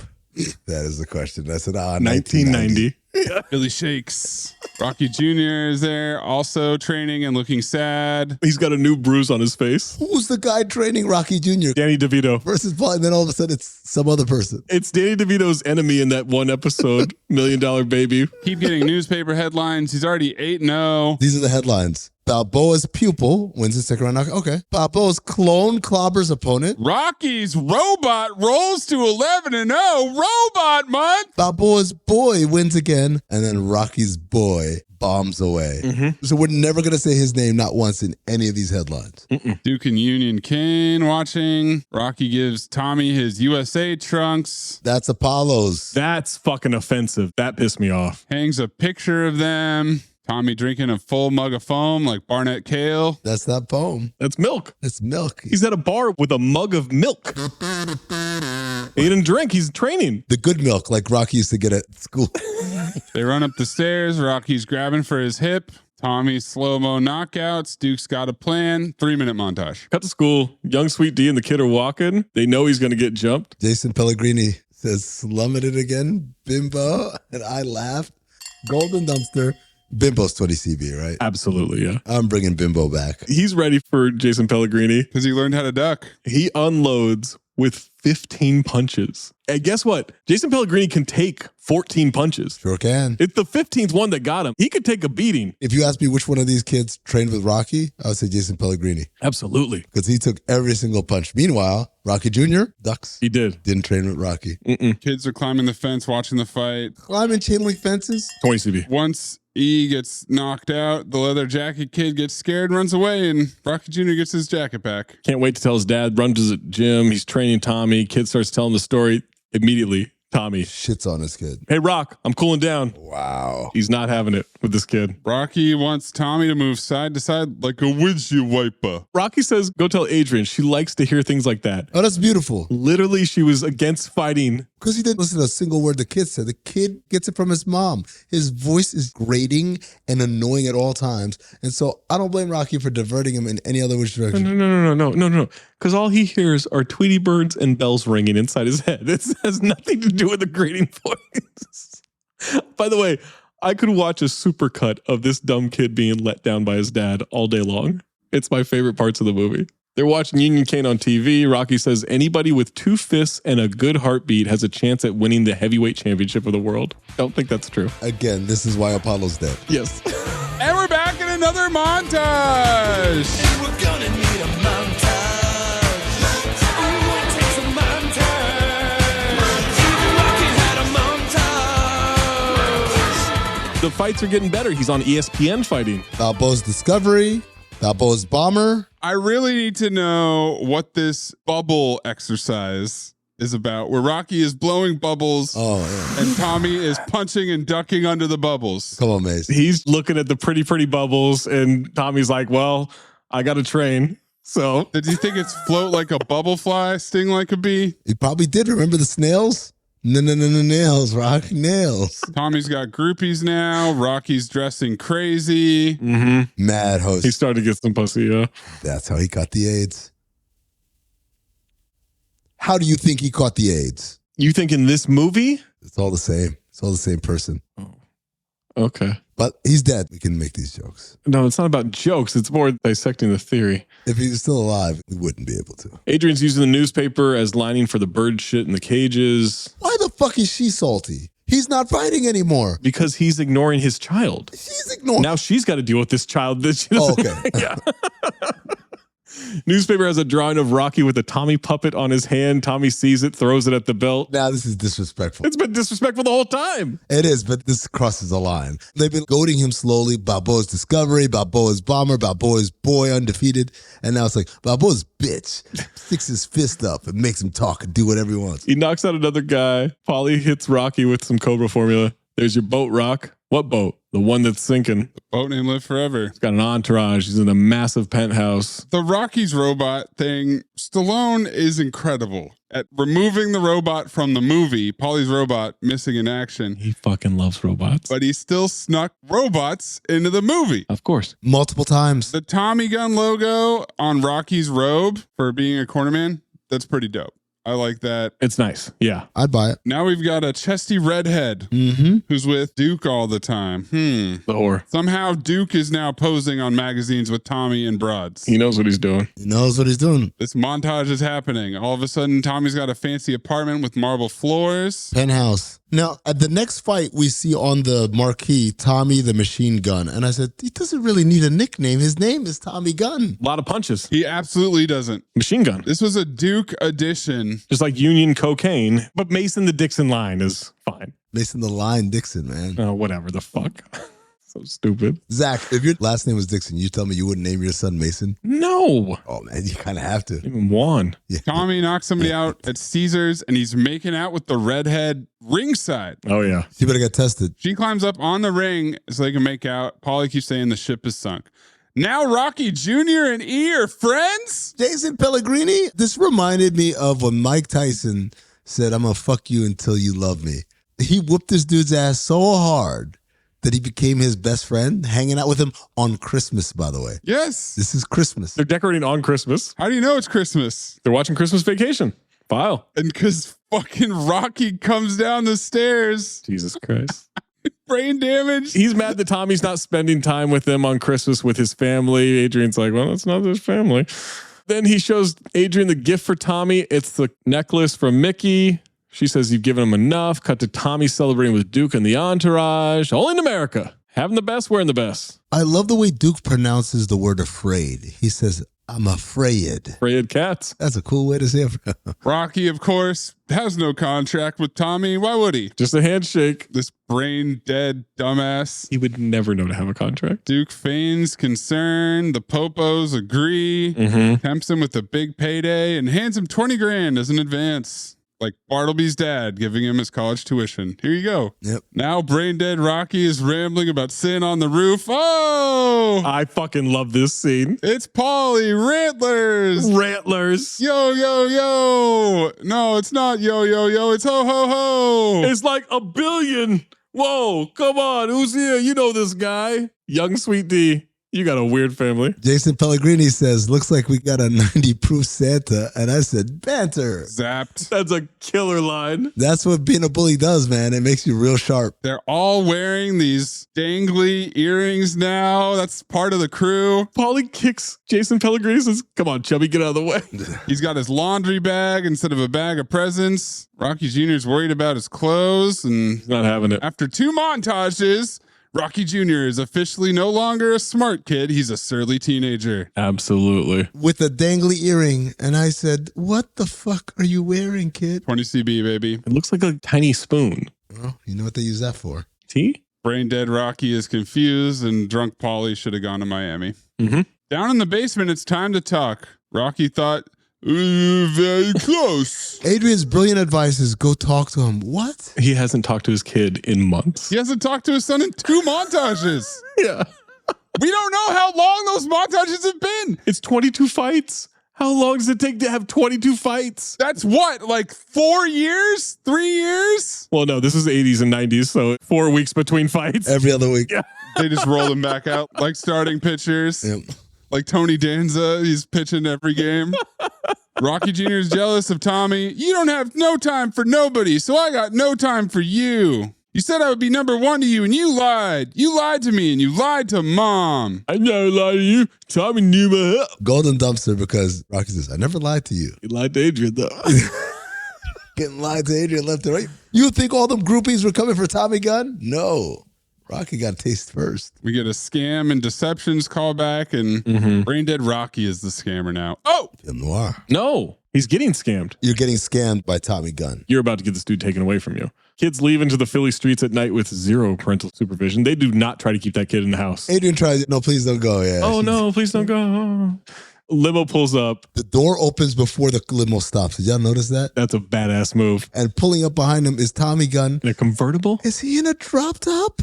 with the top down. It's the dead of Philly winter. It's Christmas in Philadelphia. Well, don't worry. They got some sweet fur coats to keep them warm. Duke says, season's greetings, Mrs. Balboa. He's got gifts. Paulie sees Duke and says, "Yo, Rock, guess what's coming to dinner?" And I said, "Racist." Oh, they come in the house.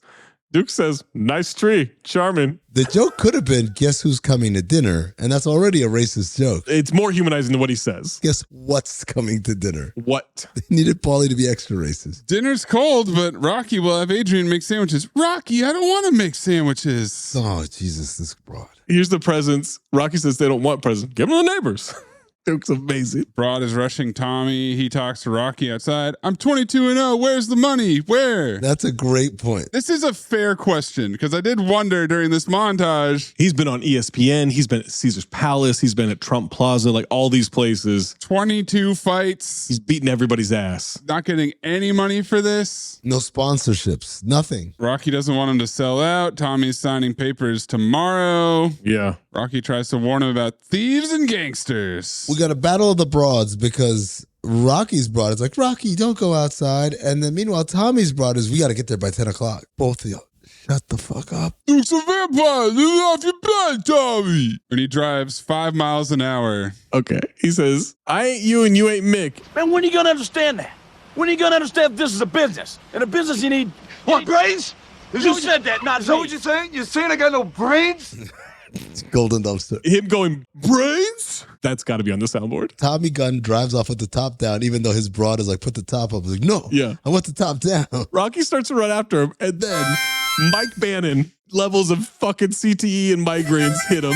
It's been months, years possibly, and he finally has a brain damage flash. It's irreversible. And he imagines a Drago punch. I mean, I would too. All of a sudden he sees that. And you want to tell me Drago lost that fight? Drago won. Rocky is dead. Drago killed him. This dude's still having nightmares. Getting punched in the face. Absolutely. He punched Parkinson's into him. Adrian drapes a coat over him. Come on, you can't turn back the clocks. We live now. We live here. Hey, Adrian, I know where we live. What do you think? I'm stupid? I'm not as dumb as you think I am. You know, you don't think I can smell it? I see what we are. Adrian, I don't want this no more. I want something good for the family. I don't want this. I don't want this. I mean, did I come back here and get my brains beat out for these guys and say, "Hey, there goes Balboa. I'm just another pup in the neighborhood." I didn't want this. No, come on. Nobody says that. I'm saying it, Adrian. I'm saying this. I'm saying this. When that kid was in the ring, you know what I was doing? I was winning. When he was winning, I was winning. You were winning? Yeah, it was. It was my last chance at getting some respect for us. Do you know that? I respect It's gone. you. It's gone. I respect You can't respect me. Yes, I respect I do myself. respect No, you you. can't do it. I I'm telling you that. All those beatings you took in the ring, I took them with you. I know how you feel. I know when somebody like Tommy comes along, you feel alive. But he's not you. He doesn't have your heart. All those fighters you beat him with heart, not muscle. That's what Mickey knew. That's why you and Mickey were special. But Mickey's dead. If there's something you want to pass it on to your son. For God's sakes, your son is lost. He's foisting everything on a Rocky, and it must run in the family. He needs you. What are you talking about? What are you doing about it, bro? I know Tommy makes you feel great. He makes you feel like you're winning again. But you're losing us. Rocky, you're losing your family.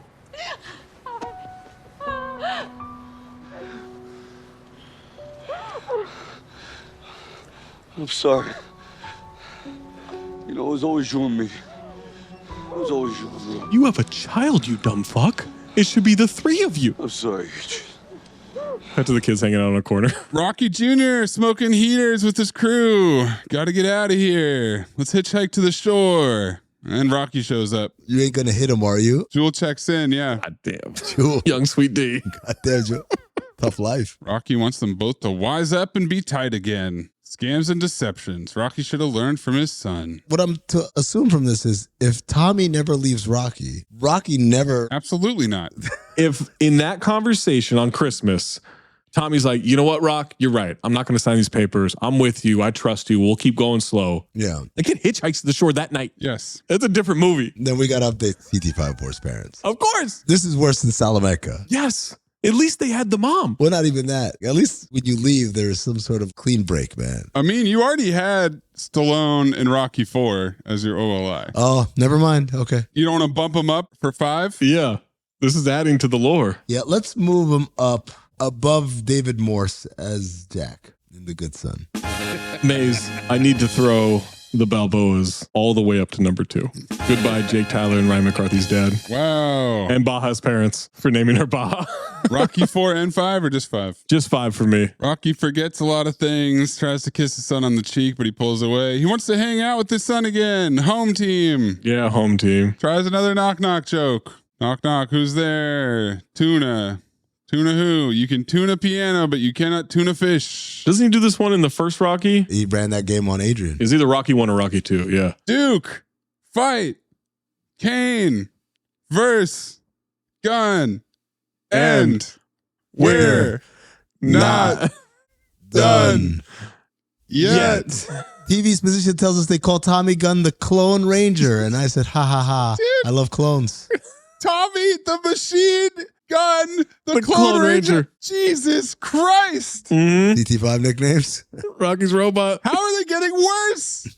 What? He peaked with Count of Monte Fisto, and then he has a perfectly fine name, Tommy Gunn. We get it. Clone Ranger. Crowd boos Tommy for leaving Rocky. Rocky Jr. comes down to draw pretty pictures. What is he, a courtroom artist? Rocky keeps hitting the heavy bag while Tommy throws punches. Here in the ring, I'm not saying it's a direct one-for-one look-alike. Union Kane looks a little bit like Popeye Jones. I think it's the eyes. Tommy knocks down Union Kane. They count to 10. Tommy wins. Everyone is confused why Rocky is so excited, including me. The guy that just betrayed you, you're now celebrating. He's in purgatory and he's beyond concussed. He might think he's there. Yeah. With the way he's hitting the heavy bag. He might think he won the fight. Absolutely. I thought at some point he was going to flip out and start beating up on Paulie. Oh, you thought he was going to lose it. His brain would think he was in the ring again and just start whooping up on people. Tommy says, I don't know what's wrong with these people. Paulie calls Tommy a crumb bug date bag. Wait, man. Come on, Paul. Give him a break. Do something wonderful. Tommy credits the man who made this happen, the man who's been like an angel on my shoulder, Mr. George Washington Duke. Crowd boos like crazy. That's film blog because they kept cutting to Rocky. And he's like, all right, yeah, what can I do here? Yeah. Ah, shucks. Crowd starts chanting Rocky. Paulie turns the TV off. Turn the TV off. This is this kid's worst drawing. Looks nothing like Rocky. And Paulie. And Paulie. In profile. Paulie wants them to put their teeth around a few brews. Okay. All right, then, Dutch. That's not how you drink. That's not how you drink a beer, man. That's it's a dangerous game. Yeah, that is a real dangerous game. They're going to go to Andy's bar. Cut to the press conference. Tommy says the fight wasn't too easy. Hit with a few good shots, but never hurt. This pivot by the media, they are shitting on him, is absolutely insane. They call out soft competition. It is incredible. Kane's a paper champion. The title was manufactured. No Rocky. And Duke's with them. They've got a good point. The rating system was manipulated. Kane's a second-rate fighter. With so much glass in his jaw, he ought to be a chandelier. Bars. He'll never be Rocky. And Duke's like, yeah, you're right. He's the people's champion. Balboa, true people's champion. Tommy is confused. He's pissed that no one loves him like Rocky. This is fucking journalism. They are taunting him. They gang up on him. This is the opposite of a Lakers press conference. Yes. No, you're going to answer some fucking tough questions. We're not going to kiss your ass. It was a bubble championship. Yes. There was no crowd. Yeah. Your kid shouldn't be on the team. And then it all culminates with the one intrepid reporter who yells, hey, Tommy, for your next fight, now, why don't you fight the redhead in the front row? I heard she comes real cheap. Now, this feels a little too far. This is out of line. No. That's gone too far. You know how I know he went too far? Because even the other reporters, rather than laugh, they were like, oh, shit. Whoa, no. No, Sid, stop. Tommy goes down the steps furiously, thinks he's better than Rocky. And I'm tired of being called a damn robot, too.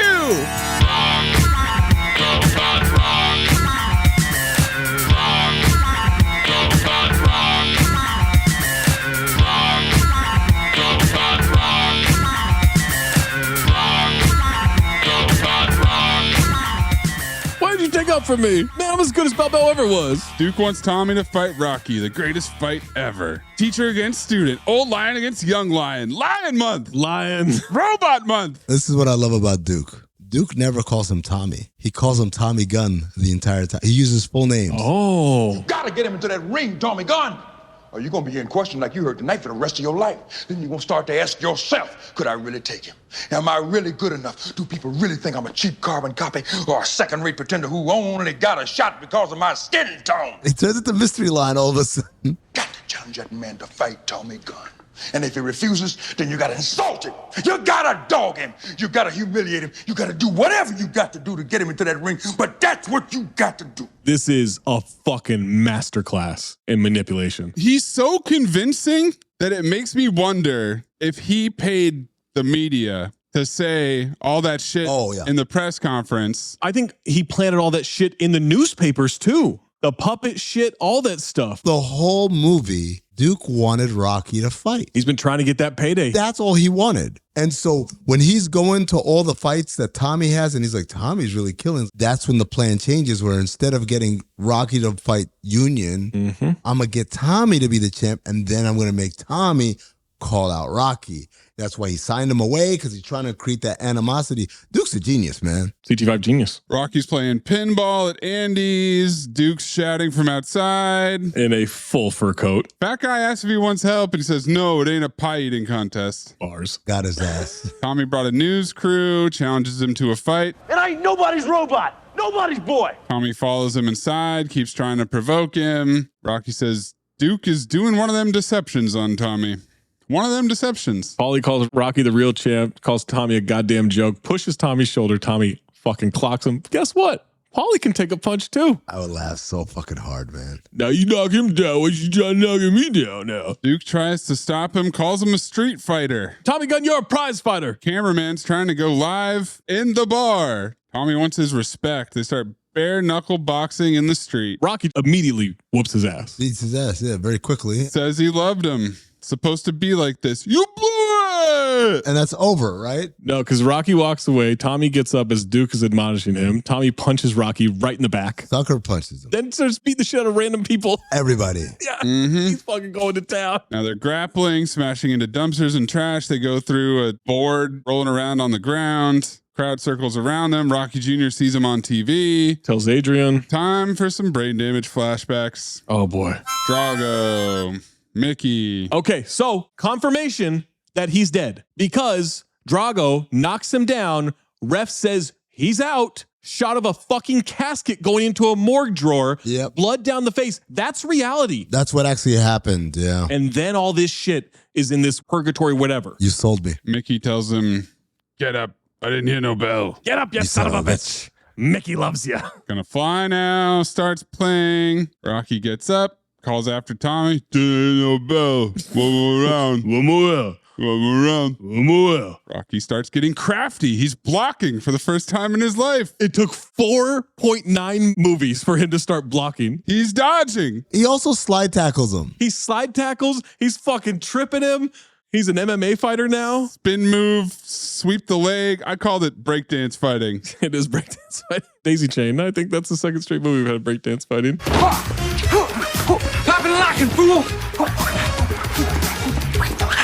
They're breakdance fighting.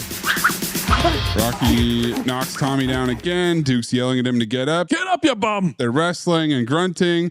Rocky Jr. shouts, he took my room! No one cares. Your dad certainly doesn't give a fuck. Trading punches, slow motion, crowd chaining Rocky, shitload of punches, triumphant music. Did you guys like the Rocky theme remix? So it sounds like I Got the Power. Love the remix. Yes, absolutely. He knocks Tommy into a bus? Goddamn. Only in America. Message. Also a reference. Cops pick up Tommy. Duke's chuckling. You outclassed the bum, huh? Touch me and I'll sue. Come on, punk. Touch me and I'll sue. Touch me and I'll sue. He hits him in the stomach and he goes flying onto the hood of the car. Sue me for what? Being awesome? No, I think he meant, I don't have any money for you to take. Yes, that's what he meant. But you're 100% going to jail for assault. Zach, how's he going to go to jail? What, he's going to go RIPD jail? He's dead. Oh, hey, it's the Italian priest standing on a car. What? What? Crowd chanting Rocky, slow motion. Priest with his arms up fades into the Rocky statue. He had his kid run up the steps. Rocky pulls the cufflink necklace out. Kid pretends to wear it as an earring. He's like, the dada I always wanted. Oh, I think that's where my memory came from. He gives him the gold glove necklace that Rocky Jr. knows he was going to give to Tommy. Yep. 100%. Sloppy seconds. He never knew this statue was in front of an art museum. Brain damage. Roll credits. With the look at this photograph montage. Yes. Not before he says, come on, Speedy Gonzalez. Oh. Open. Tony CB. Seatbelts fastened. Tray tables in an upright position. Here we go.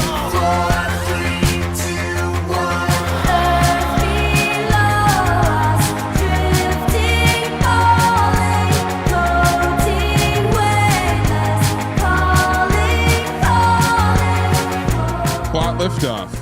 What did you guys have? When Tommy Gunn is introduced to the redheaded bimbo, that's when he first contracts the HIV virus. Jesus. That's when his plot takes a nosedive, actually. I actually think this plot liftoff is in Rocky 4 in the moment where Drago punches down, because that's the moment he kills him. Yeah. That's the plot liftoff for Rocky 5. According to your narrative, it's when he dies. Yeah. My plot liftoff is when he invites Tommy Gunn to dinner and then instantly that's good. Becomes infatuated with him and starts ignoring his son. Well, keeps ignoring his son even more. Yeah. Truly ignores his son. Why don't you try telling us what the fuck happened? Plot summaries. 104 seconds on the clock. All right. Zach goes first. 3, 2, 1. We start off in Russia. Ivan Drago murders Rocky Balboa in the ring. He dies and is sent into purgatory, in which he imagines a world where his son is unrecognizable, is an honor roll student, and about 6 or 7 years older than what he previously was. And now he is in this massively concussed forced retirement, in which the incredible, one of the most eloquent, fantastic, charismatic fight promoters of all time, George Washington Duke, is trying to get him to fight his fighter, Union Kane, for the heavyweight championship of the world. He can't do it. Adrian won't let him fight. Doctors say, no, your brain is too much instant oatmeal. You can't do it. You got to retire. We're never going to license you. You got to go. Turns out they don't have any money. He kind of needs to fight, but again, they won't let him fight. They have to sell off all their stuff because Paulie signed over power of attorney to a crook, even though it's not his fault. He didn't do anything. He was just trying to do a good business move, even though he said he was just signing over a tax form. Doesn't really add up. He then has to move everyone back to the old neighborhood in Philly.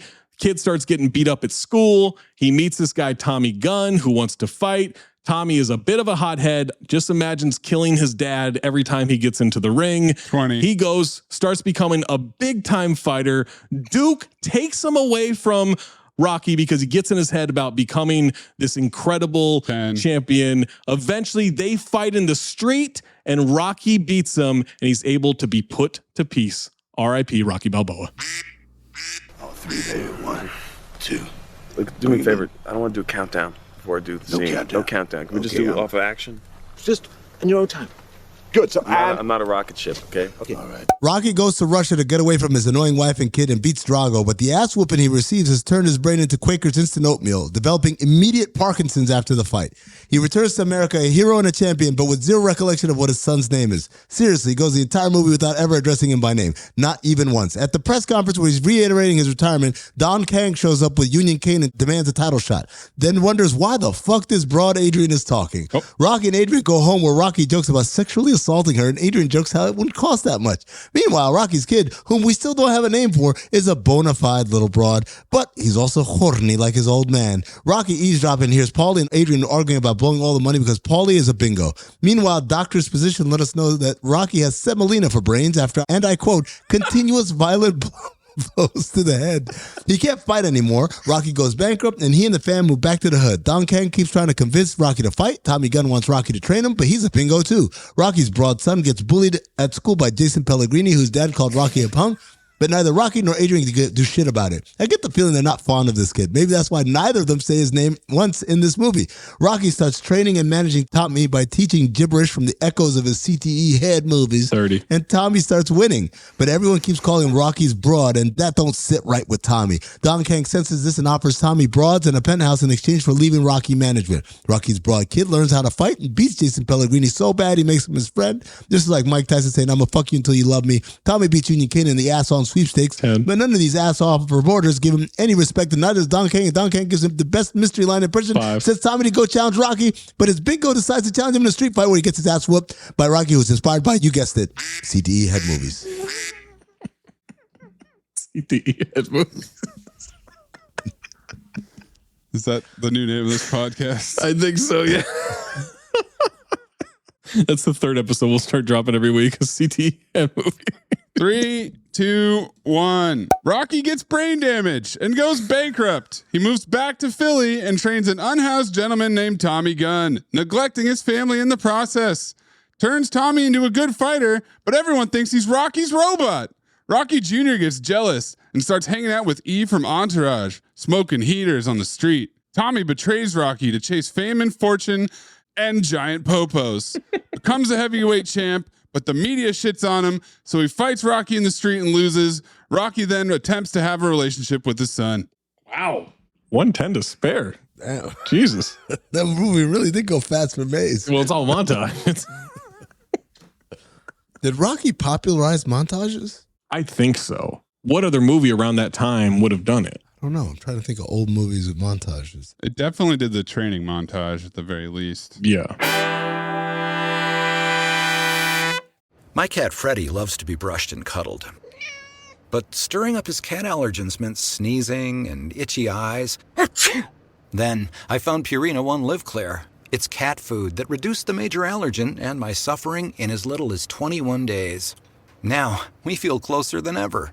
If you have issues with cat allergens, you really need to try Purina One Live Clear. Try new Purina One Live Clear today. Purina One, a difference from day one. Are you still quoting 30-year-old movies? Have you said cool beans in the past 90 days? Do you think Discover isn't widely accepted? If this sounds like you, you're stuck in the past. Discover is accepted at 99% of places that take credit cards nationwide. And every time you make a purchase with your card, you automatically earn cash back. Welcome to the now. It pays to Discover. Learn more at discover.com/credit card, based on the February 2024 Nielsen report. Who cares if you lose the game? You got this off your chest. I mean, it's just one night of bar trivia. One night of bar trivia is sacrosanct to us. Trivia is sacrosanct. Stallone originally planned to make the effects of Rocky's brain damage much more visible and painful to see, but altered these plans after watching a few days of footage because the sight of Rocky like that was, quote, like seeing your favorite dog with dysplasia. Sylvester Stallone was not happy with the film. When Jonathan Ross asked him to give each of the films a mark out of 10, he gave this one a 0 out of 10. He's an idiot. Zach, he wrote it. Yeah, clip it. Give me your score out of 10 for each of your Rocky movies, Mr. Number 1. 10. I think so. I think we'd go 10 out of 10 for number 1. What an incredible movie. How many people came out of that thinking, I'm going to be a boxer now? Yeah. I caused more young Italians to get retarded. Everyone thought you could be a fighter. I didn't know it was a movie. Rocky number 2. I'd say about 7.5. Yeah, I think you're being generous. Number 3. 3 I liked. 3 I have to go up to. I love 3. I have to go up to about 9. Because 3's the one where you got Mr. T in it, isn't it? Yeah, absolutely. That's a great film. 4.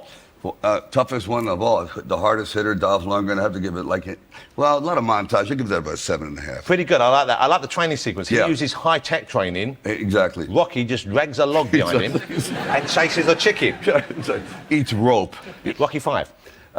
0. No, was it that bad, Rocky 5? Yeah, it was bad. I don't remember being quite as bad as that. It was goose egg. I was definitely not there. That's one of the reasons I wanted to do the last one. Because I said, if you're going to end up on doing something, like you can't, so it was so bad, so off key. Yeah. That was the impetus to do the and the last one actually wasn't called Rocky 6, it was Rocky Balboa. Yeah, which means the end. Yeah, so really you wouldn't do another one? No, what am I going to do? We're not going to fight arthritis. How do I get a clogged artery? During shooting, John G. Avildsen felt that cinematographer Stephen Poster was overlighting many scenes. He told Poster he wanted the film to look more like Rocky, in which James Crabe often used a single spotlight to light an entire scene, such as the opening boxing match. Poster told Avildsen that the original film, quote, looked like a cheap documentary. Avildsen smiled and said, exactly. The scenes with Mickey were trimmed in the final film. When Rocky fights Tommy, Mickey appears in ghost form on top of the railway bridge, giving words of encouragement. In the final film, it was made into flashbacks. Guys, did you know that the character of George Washington Duke is based on Don King? What? He even uses King's catchphrase, only in America. What?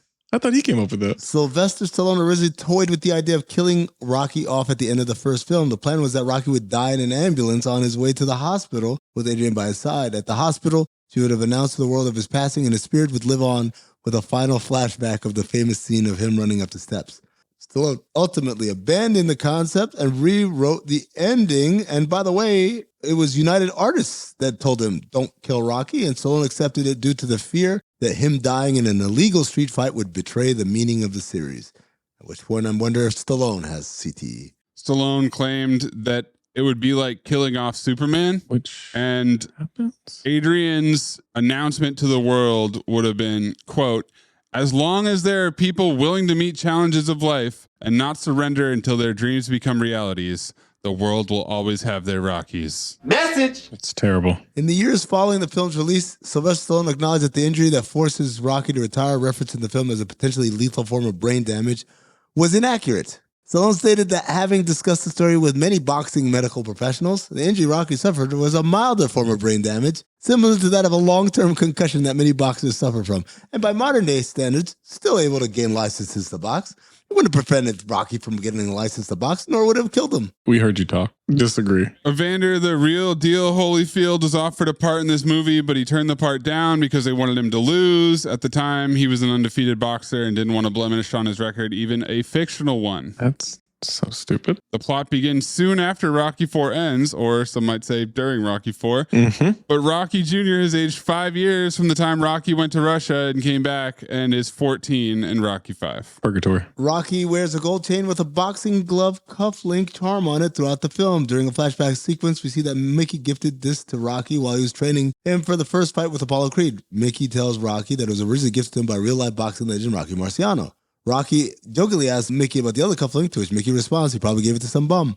Apollo Creed wears a nearly identical necklace in Rocky 2. Wow. And so it can be inferred that Marciano gave the other cufflink to Apollo Creed at some point early in his career before his death in 1969. In 1999, Time magazine named the film as one of the 100 worst ideas of the 20th century, alongside Prohibition, Crystal Pepsi, Spray on Hair, Psychic Hotlines, and the DH Rule, to name a few. This is the same Time magazine that named Trump Man of the Year? Yep. 2024? Okay, got it. According to his memoirs, the boxer Frank Bruno was offered the role of Union Kane in this film. That would not have gone well. In earlier drafts of the script, Adrian reveals to Rocky that she has become pregnant. Whoa. Another kid to fucking ignore? That's exhausting. According to Sylvester Stallone, Tommy Gunn later became a third-rate wrestler. Like Thunderlips? Yep. Tommy was dumped by George Washington Duke following a street fight with Rocky and subsequent arrest for numerous assaults. Without the support of either Rocky or Duke, Tommy subsequently lost the heavyweight title to Union Kane in a rematch the following year, effectively ending his boxing career. Resurfaced as a mediocre second-rate professional wrestler, styling himself as Tommy Boom Boom Gunn, performing exclusively at third-rate venues in the Midwest. Again, he doesn't need a nickname. His name is Tommy Gunn. Also, none of this is in the movie. None of this is in subsequent movies. The Rocky V Appendix. What's happening? This is just Stallone's own... His own Bible? The Can't Hardly Wait. Where are they now? Mike Dexter. His head movies. I'd like you all to do an experiment on a plant, something that may benefit mankind. And if you devise something that's groundbreaking, I guarantee you a A in this course. Whoa, hold on, man. You following me? You can't do that, Lionel. Look, man, if you don't want me to have a foreman job, I understand, but I need my fucking job, man. Lewis Pinnock Accent Award, the pronunciation of Cajones. I had Rocky Jr. Philly. I mean, Duke says cojones, right? And caliente. I got him as a nominee. I also have Jewel as a nominee for her street tough urban dialect. You ever been to Disneyland? You know what? Give it to young sweet D. Let's show them who the horsemen are, guys. Yeah, we got soul.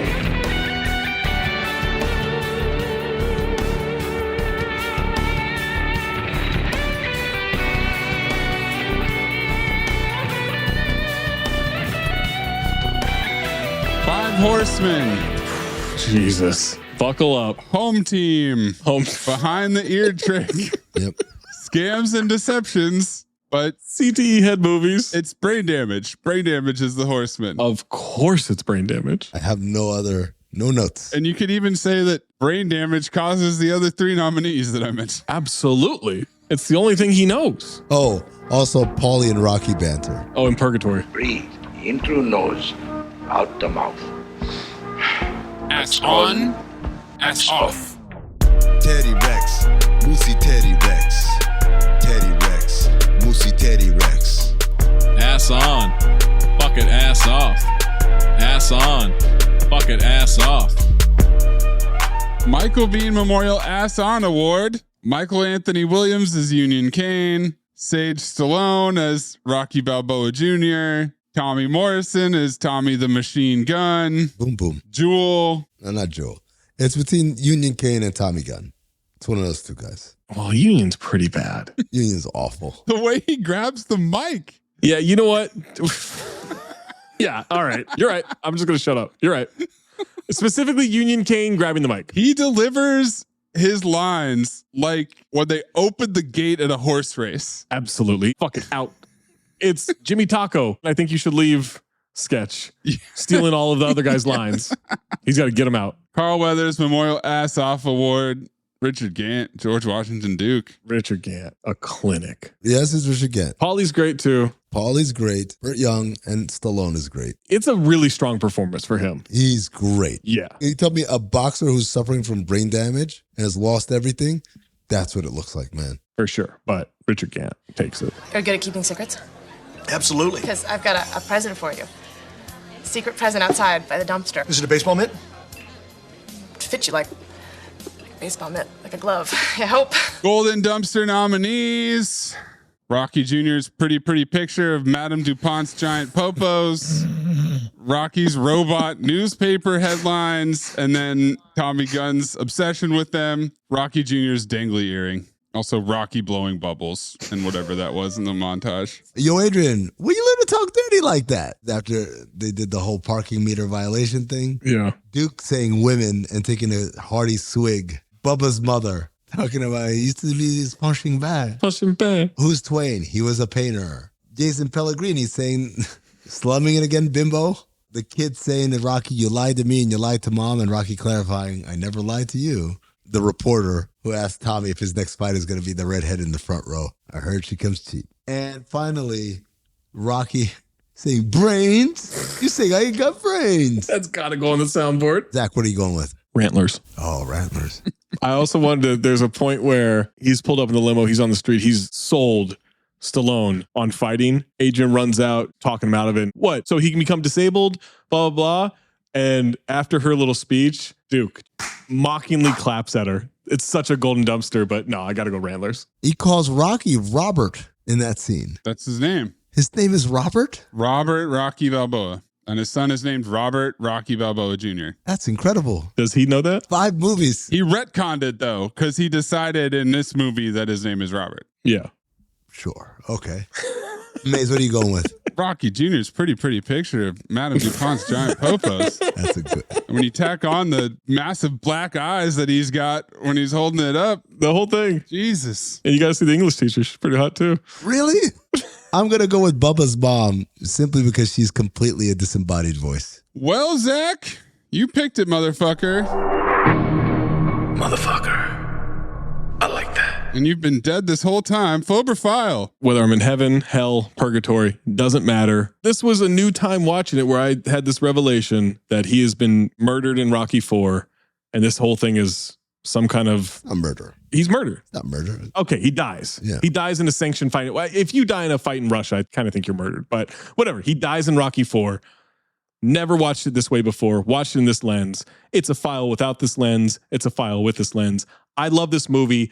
I implore the people who don't watch these movies and just listen to the episode and you have this idea that Rocky V is a bad Rocky and it's not a good movie, go watch it. It's a fucking good movie. It is entertaining as hell. Great performances. It's such an easy file. I mean, again, I've seen this movie 3 times. I saw it the first time sometime in the 90s. Don't remember what my opinion was. I saw it in 2006 as I was getting ready to watch Rocky Balboa and was pleasantly surprised, much in the same way that I was pleasantly surprised when I watched Godfather 3. Mm-hmm. Everyone shit on it and I watched it. Okay, it's not as good as the other 2 Godfathers, but it's not a bad movie. And similarly, watching this again, not only is it not a bad movie, I really objected to some of the criticisms. Oh, this is derivative or anything. It's actually a pretty original story, man. Mm-hmm. This is Rocky, for the most part, can't solve his problems in the ring. Right. Even Rocky IV, like he retired, but then he comes out of retirement because the only way he solves his problems is in a ring. And in this one, it's real deal shit, man, because at the end of this, he's still broke. He's still broke. His family's still messed up. And we find out in Rocky Balboa that Rocky Jr. basically doesn't want anything to do with him because he was an awful father. Which is what we see. Absolutely. So I thought this movie was misunderstood. I thought it was kind of shocked that none of the critics really understood what Stallone was going for. Thought it was excellently written. I thought the acting by almost everyone who wasn't a former boxer was tremendous. This is a file, man. This is a good movie. It should definitely not be a DQ. Maze? Never seen it. I have to admire Stallone for his abruptness in plot changes. Oh, my son's 5 years older. Oh, Rocky's broke and no one knew it. Oh, gotta move back to Philly. Oh, all of a sudden he's obsessed with Tommy Gunn. You just gotta get to Philly. Look, it's clunky, but you got to Philly. And remember, he's dead.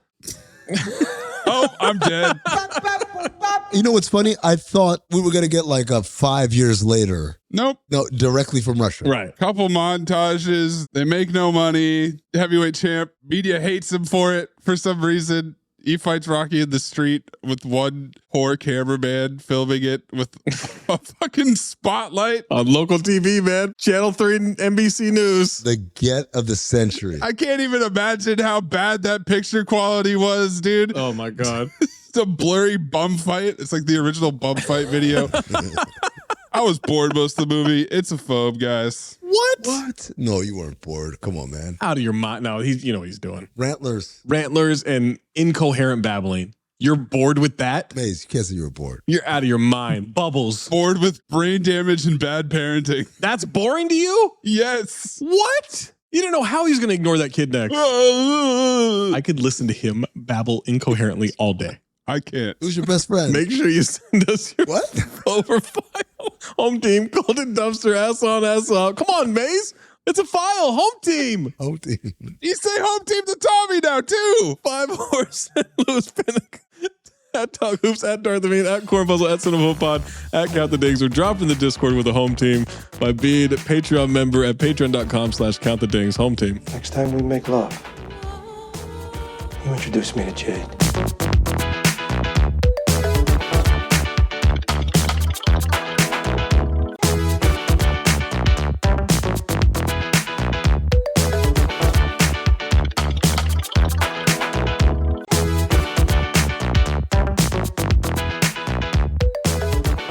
Maze, next pick. I was tempted when Gant goes around calling Rocky a street fighter, but we did just do JCVD, and we've been in the 90s for a while here. I wondered if that was, because I knew that's an easy daisy chain. It's right there. I really thought about it, but I feel bad because I missed this one last time because I didn't daisy chain off of Steve James's leather vest to this movie. So now I'm going to daisy chain off of Daddy Issues to Kraven the Hunter. Okay. I'm going to tell you right now, you'll get payback with my next pick. I don't want to do this movie. I have no interest in this bullshit. I'm not interested in these offshoot bullshit Marvel comic, but whatever the fuck it is. I'm not interested in this stuff. Well, unless it's Madam Warp, in which case we're all aboard for that. There better be a fucking Pepsi sign falling on somebody in this movie. Let me tell you. Jesus Christ, Zach. Would you rather do Electric State and daisy chain off of Robot? It's punishment no matter what. How do we get to Karate Dog? Why does it have a badge?